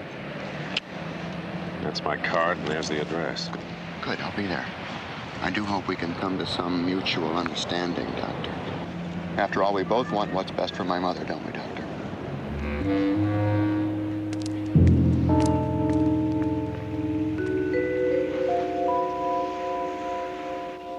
No, Lieutenant, I never saw the man before in my life. I didn't think anything of it. I don't know every doctor in this town. Well, we checked with the Board of Medical Advisors. They say there is no Dr. Holtfield in San Francisco. Well, maybe he isn't from San Francisco. He said he was on the staff at St. Agnes. Look, why don't you tell me exactly what you want to know? What I want to know exactly is, was he killed by the bullet or by the kind of medical treatment he got after he was wounded? He was very badly wounded, Lieutenant. Don't tell me. I know he was very badly wounded. But let me put it to you this way. If that police officer had been shot and fallen directly onto the operating table, we might have been able to save him. I say might have been able to save him. Anyway, that doctor of yours did a hell of a good job. Well, if he did such a good job, why did he give us a phony name? Well, maybe he was afraid somebody was suing for malpractice. No, that doesn't work in this state, and you know it. We've got the Good Samaritan law. Any doctor that gives first aid at the scene of an emergency is not liable for a malpractice suit. Yeah, well, then maybe I ought to meet all my patients at the scene of the accident. Oh, look, I don't know. Maybe he is an imposter. I couldn't swear to it, and I couldn't testify to it. But there is that chance. I mean, anything's possible, right? That's right. Well, okay, if you'll excuse me, I have some patients to take care of. Phony doctor. Why would any guy pull a stunt like that? And I let him. Oh, come on, you can't blame yourself. Well, he seemed to know what he was talking about, what he was doing. He's phony, he's hiding under some rock someplace. Yeah, and we've got to find him. He's our only witness. And I want him, for personal reasons. I put a call in the Chicago offices of the AMA. If there ever is a Dr. Holtfield registered, they'll find him, we'll get him. We'd better get him.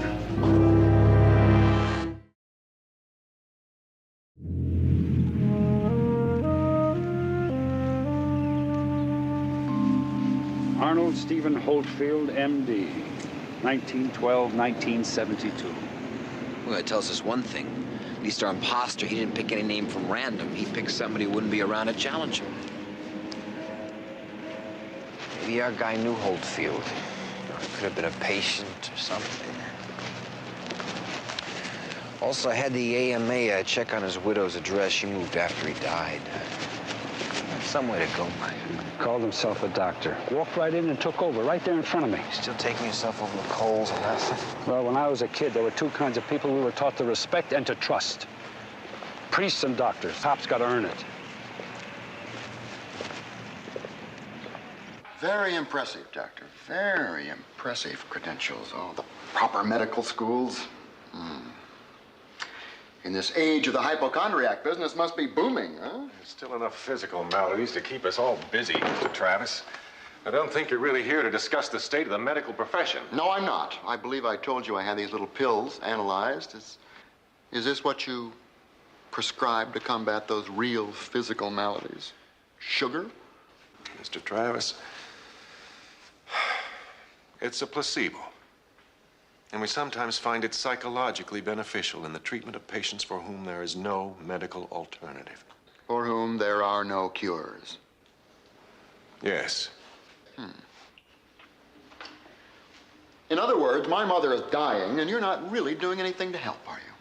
Why this sudden concern for your mother's well-being? I mean, I've been her doctor for a number of years. What else have you been? I don't think I understand that. Really? This is a copy of a codicil from my mother's will naming you as a beneficiary to the tune of $20,000.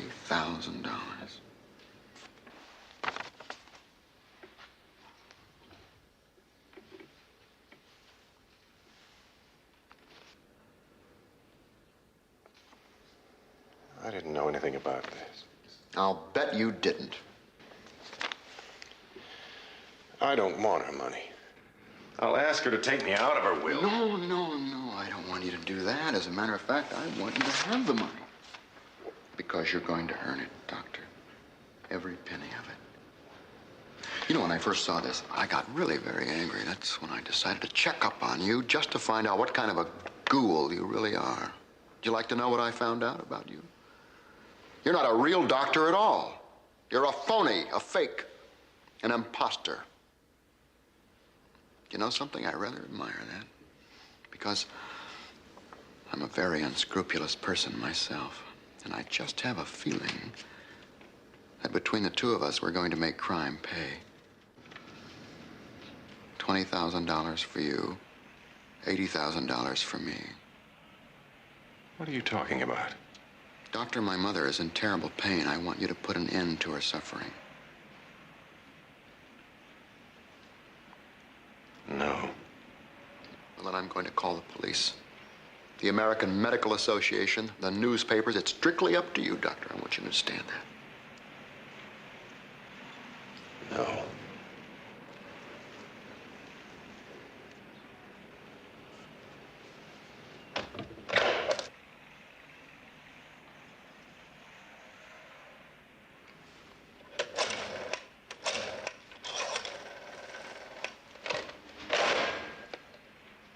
I need more time. I understand perfectly. I understand perfectly. I'll be in touch with you, Doctor. And, Doctor, I just know you're going to make the right decision.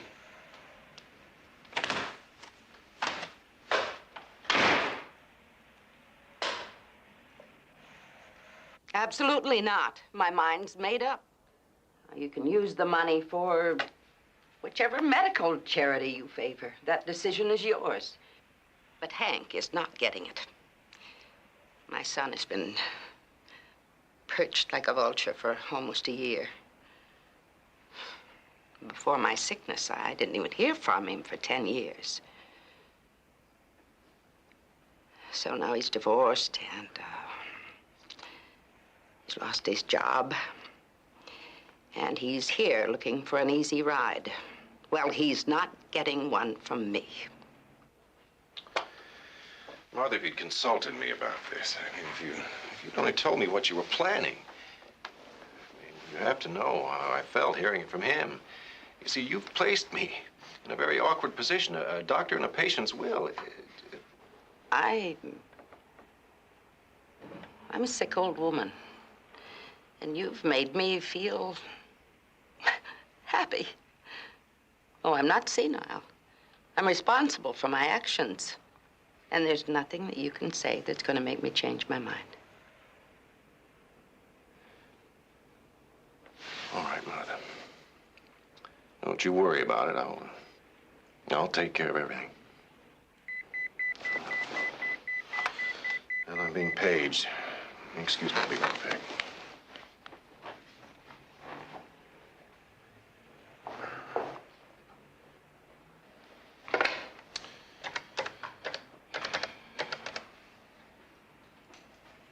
Yes, it's Dr. Avery. You have a phone call for me?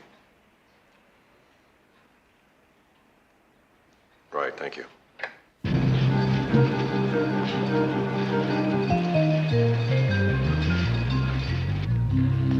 Here you go. Now, don't neglect those exercises we taught you and give us a call anytime, even if you think it's false labor. Bay Street Free Clinic, Angie speaking.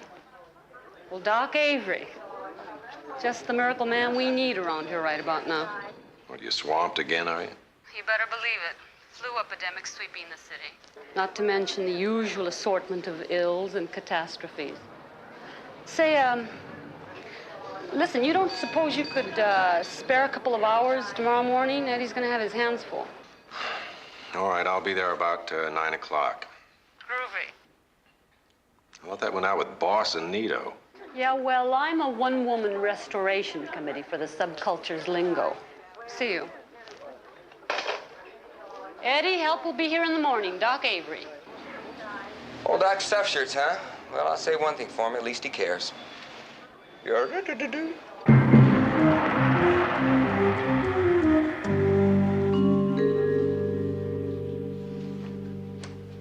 Mm-hmm.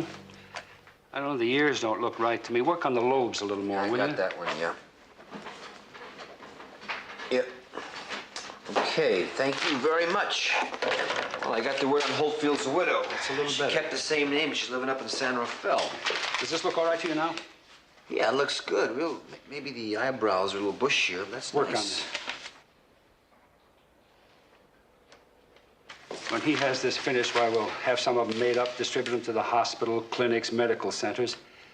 And send one down to Bunko, will you? Okay. Might as well cover all bases. I'll go up to San Rafael to talk to his widow. No, you won't. I'll do that. I'll talk to Mrs. Holtfield.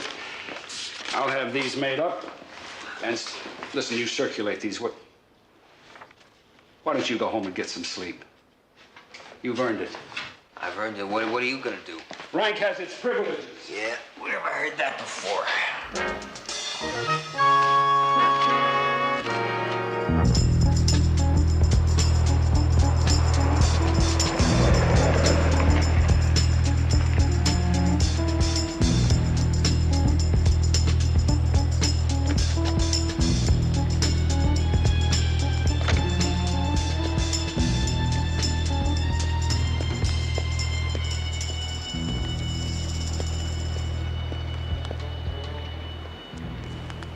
Good evening, Doctor.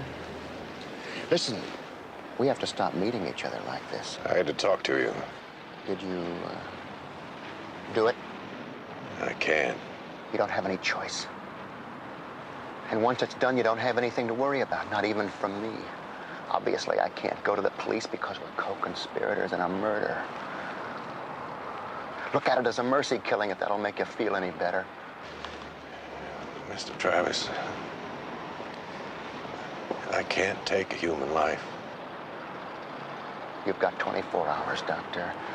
If it isn't done by tomorrow night, I'm gonna ruin you. Do you understand that?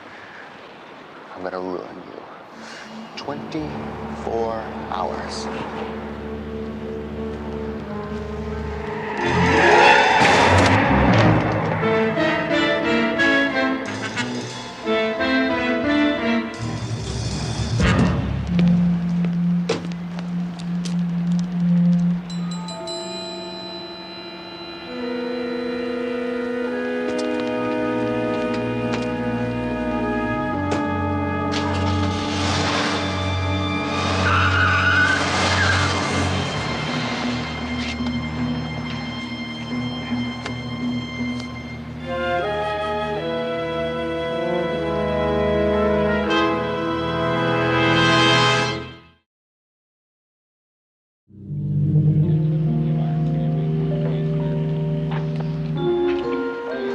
Excuse me, sir, what was your name?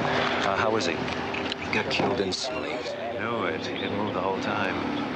Oh, Arlen. Fred Arlen. And you saw the accident? No, I heard it. You know that sound when the brakes lock up and the tires squeal and you kind of hold your breath until it stops, or until you hear that thud and the crash of glass? And would you hear the thud? Yeah, as soon as I heard it, I knew somebody had bought it. I ran over and I saw this guy checking the body, and then he ran to his car and took off. Now, could you identify that man? No, too dark. What about the color of the car? Late model, green Ford. Oh, I got part of the license number. But that's it, L.E.? Well, I just got the last two letters. Oh. Sure hope that ink's washable. My wife's gonna kill me. No, she won't. Thank you very much.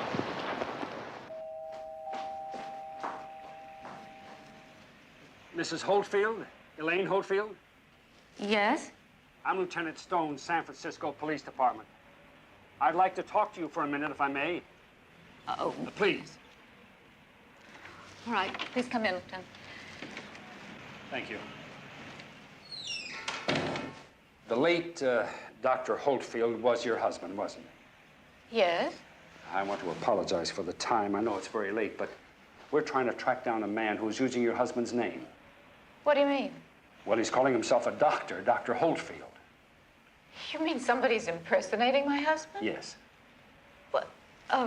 Please come in, Lieutenant. Why would anyone do such a thing? Who would? Well, I was hoping you would tell me. I have a police sketch of the man I'd like you to take a look at. There.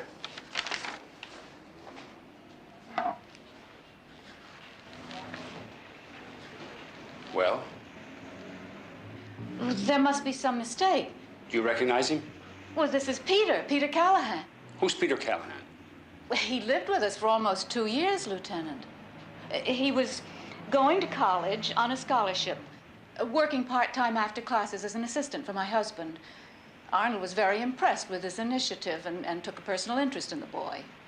So finally, we took him in as a boarder. He was Arnold's good right arm. He was invaluable. Well, what about his parents? Oh, I'm afraid they were both dead, Lieutenant. He was orphaned when he was just a child. His parents both died tragically within a few months of each other. His father is the result of a car accident, and his mother in childbirth. Did he feel the doctors were responsible for his parents' death? Oh, no, on the contrary. If he was ever bitter, it was because he thought there were too few good doctors to go around. When was the last time you saw him? Oh, 1961, when he went to medical school. Medical school? That's right. Which one? The University of Pennsylvania, my husband's alma mater. That was what Peter wanted. It was everything he wanted in the world. Arnold said he'd never seen anyone so passionately devoted to any one singular pursuit as Peter was to becoming a doctor. I hope he made it. Maybe he did. Maybe he thinks he did.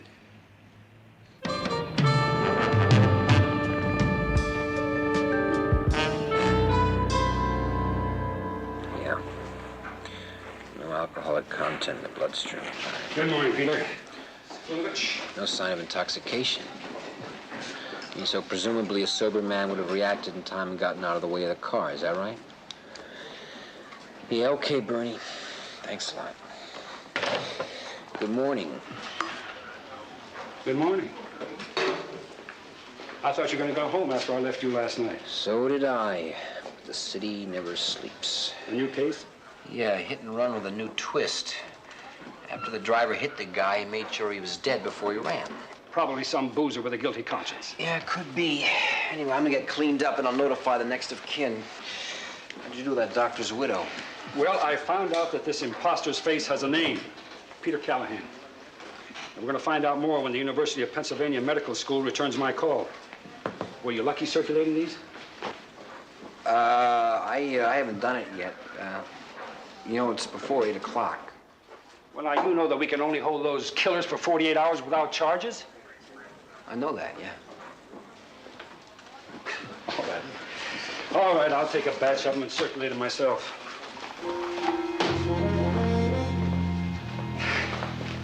I'll start with harbor emergency.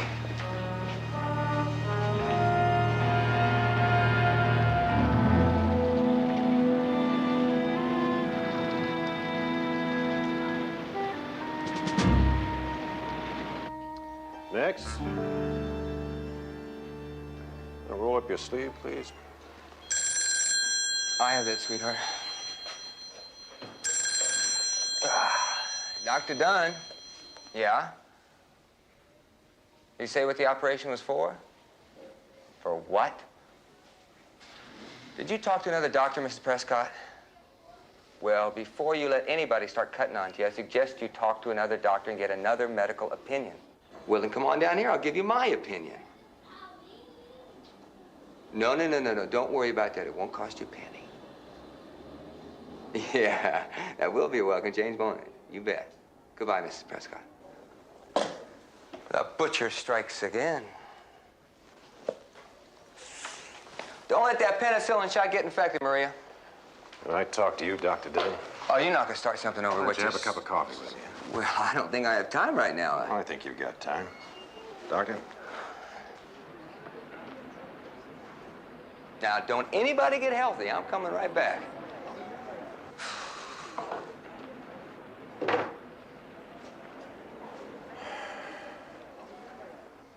I would appreciate it if you'd be a little more circumspect in your references to other doctors. What exactly are you talking about? Talking about your telephone call. Look, doctor, some knife-happy butcher out there wants to take that lady's plumbing out. And I think he's got her convinced it'll solve all her problems. Just what are her problems, Doctor? Well, I don't exactly know, but I don't think an operation's a solution. Don't you think maybe you ought to find out before you start your character assassination? I don't need to know the patient. I already know the doctor.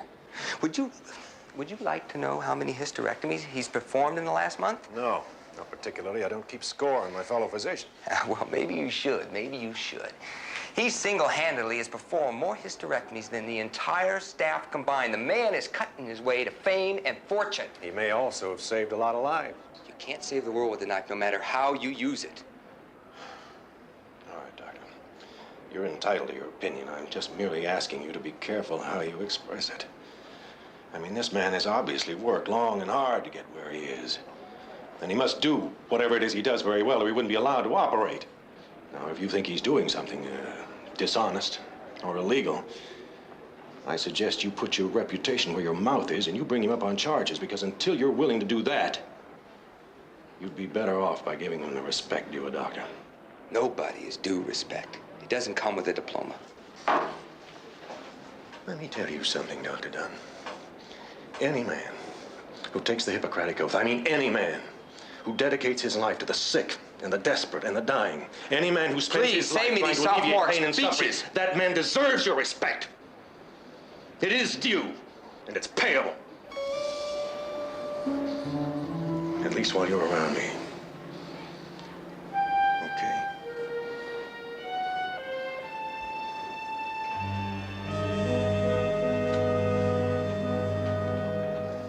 Thanks for the coffee, Doctor.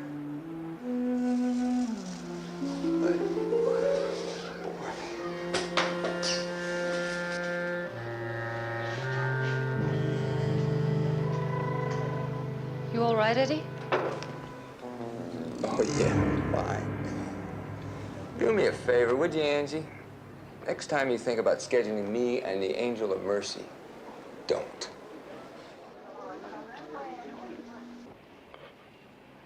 When Hank left about 10 years ago, he showed me an airplane ticket he'd just bought, and he said goodbye. Just as abruptly as that.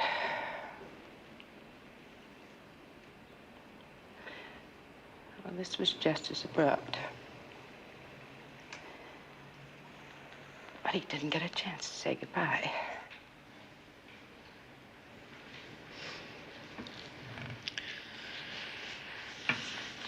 Anything I can do, anything.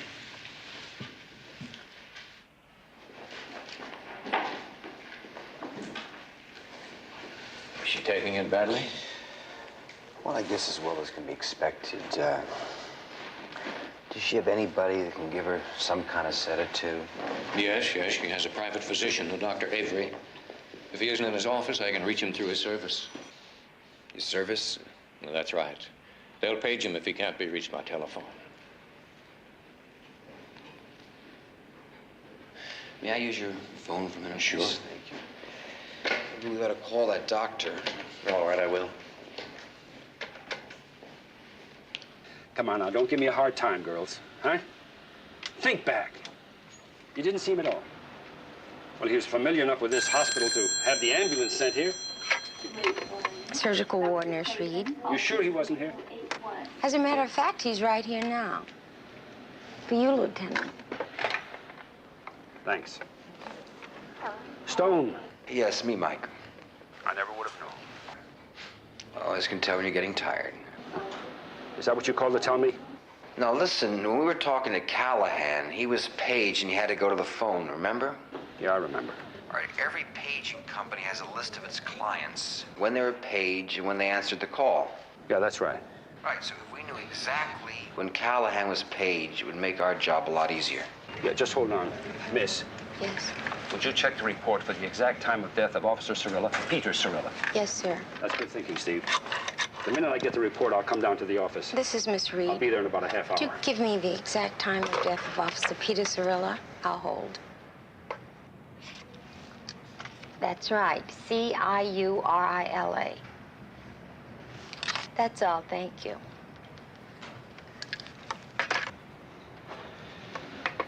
And thank you. Lieutenant, you forgot this. No, I'm going to leave that here with you. If you see anyone that resembles this, you just give me a call. All right. Here, let me give you my card. He looks harmless enough to me. I mean, he has a kind of face you'd want to trust. Like a doctor's face. Nice to see you, Sally.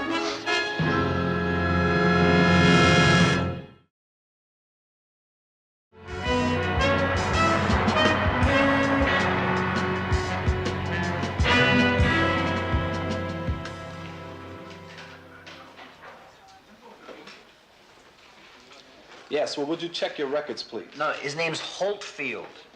Holtfield, right. Well, don't you keep a list of calls received? Right, well, this man received one around 12:30 and phoned in for his message soon after that. Yes, I'll wait, yes.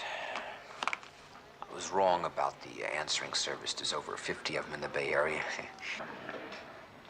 Listen, this came for you. University of Pennsylvania, run down on Callahan. Says here, Peter R. Callahan dropped out after only 2 years in 1963. Insufficient funds. At least it wasn't because he was incompetent. Hey, Steve? Yeah? I've got an operator here with a record of a page at 12:28. That's the fifth one so far. Yes, would you spell that last name, please? A-V-E-R-Y. First name, Martin. And his address? Avery. Did we hear that before, Avery? Not on this case, no. Yeah, I guess. Yes, operator, I'm still waiting, yeah. Hiya, gorgeous. Hi, Doc. Is this the chart on 317? Yeah. My goodness, what are you doing with the portrait of the Angel of Mercy? Who? Dr. Avery here. You going to frame this and hang it in the lobby? You know him? Sure, we spent time together down at the free clinic. Why? The police were here looking for him. They think he could be some kind of a witness to a crime. I'd better notify the lieutenant. Maybe Avery's at the clinic. I'll give him a ring.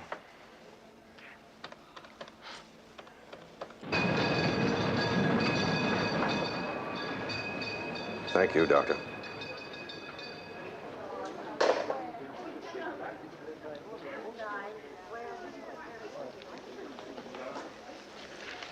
I'm sorry. I'm afraid I'm going to have to leave. But, Doctor, some of these people have been waiting all It's morning. an emergency.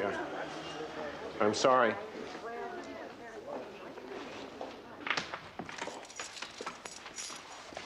Thank you very much. We'll put everything back the way we found it.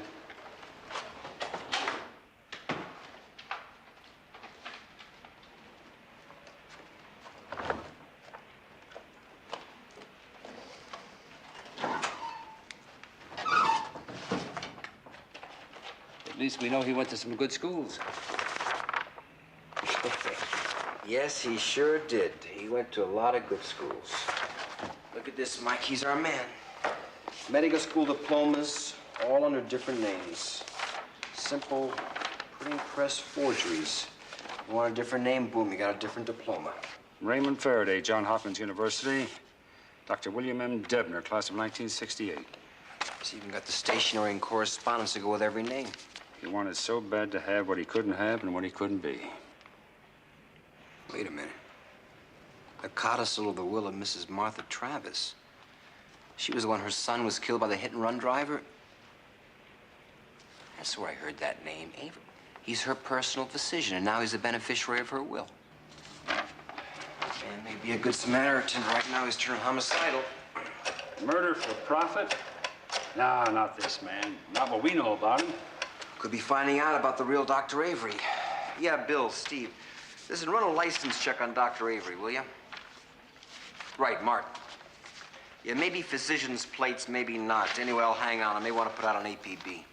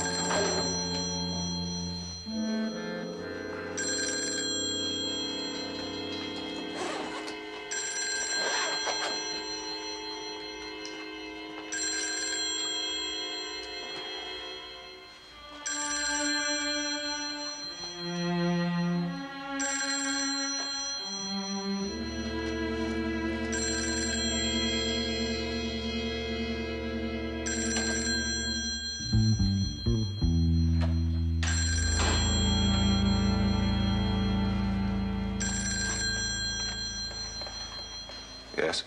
Oh, Doctor, I've been trying to reach you all morning. It's Mrs. Travis. You gave her this number in case of emergency. I'm sorry, Mr. Schultz. I'm leaving town for a while. But, Doctor, this is an emergency. I'm sorry. Hold on. I'll refer you to another doctor. Another doctor? Well, you know better than that. She'd never see one. Doctor, don't you understand? I think Mrs. Travis may be dying. 562ILE. All right, that checks what the witness said. You got an address on him? Right, send out an all-points bulletin. Also, send somebody over to the house to pick him up. Yeah, okay. Oh, Steve, hold on for a second. A call came in just a few minutes ago from Harbor Emergency. A doctor there ID'd your composite of Callahan as Dr. Martin Avery. Now, the doctor also tipped Callahan. He knows he's wanted. Yeah, I'll bet he knows he's wanted. All right, send the units over to that house anyway. We're on our way to the Kingston Manor. Told the manager to call Mrs. Travis's doctor. Avery should already be there.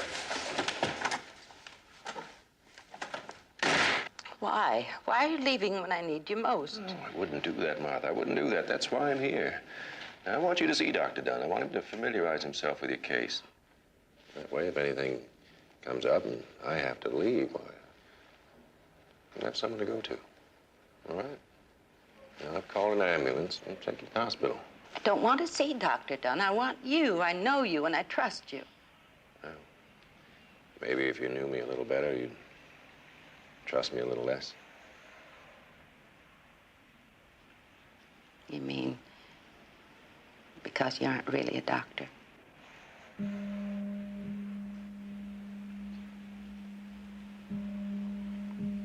Hank told me when he found out that I'd altered my will. Thought it might change my mind. Martha. Never did understand me. Of course, I guess I didn't understand him too well either. See, I know what's wrong with me, Martin. I've got a bad case of old age. You can't cure it. Nobody can. But at least you care. Now there has to be somebody who cares. Those other doctors I had before you, they were all so busy and efficient, but not one of them really cared like you.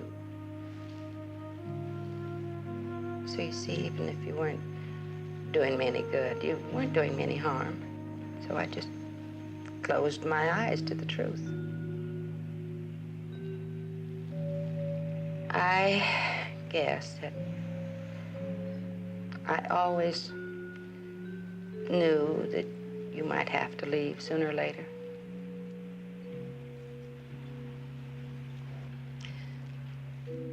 I just want you to know that it's you I'm grateful to, Martin. Not what you are, or what you want to be, or what you think you are.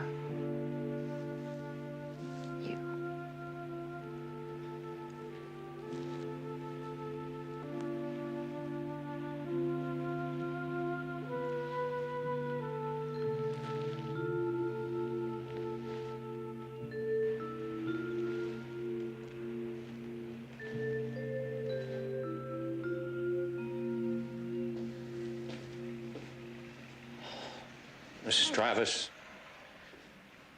I'll take you to the ambulance. You'll be fine.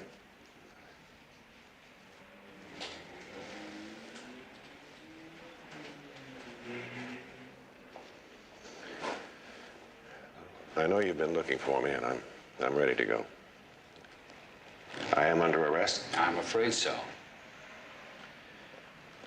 I guess that concludes my business. Doctor!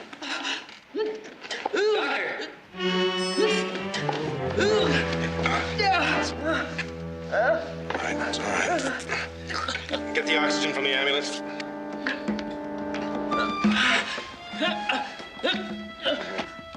Give me my bag. Go up her sleeve. There's my alcohol and swabs in here. Douse her arm.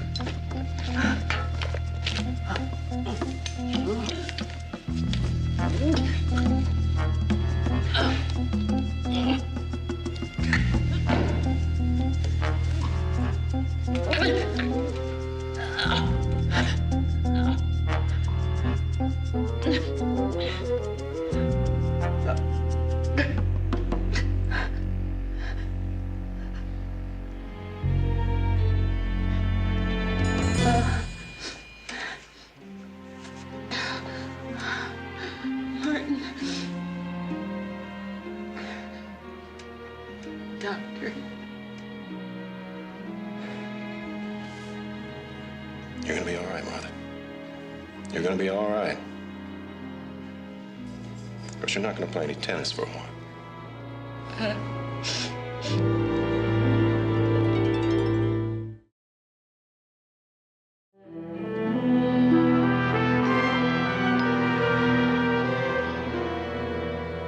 Well, I knew that officer didn't stand much of a chance, but I couldn't walk away and not try. Well, the doctor at the hospital said you did quite a job. I tried. Well, that's all you can do. I'm sorry I caused all this trouble, Lieutenant. You're lucky you're not in a lot more trouble. When that hit-and-run driver sobered up, he turned himself into the police. Dr. Avery, eh? I'm afraid you're going to have to give up your practice, Doctor. I talked to Dr. Dunn about that. He's going to take over for me. Have you heard anything about Mrs. Travis? Yeah, her condition's stable. She's asking for you. Well, I'll stop by and see her on my way back to the office. On my way home. I want you to do me a favor first. I want you to take a look at the lineup and see if you can identify those two punks who killed Officer Cirillo. Oh, yeah. Yeah, I got a good long look at it.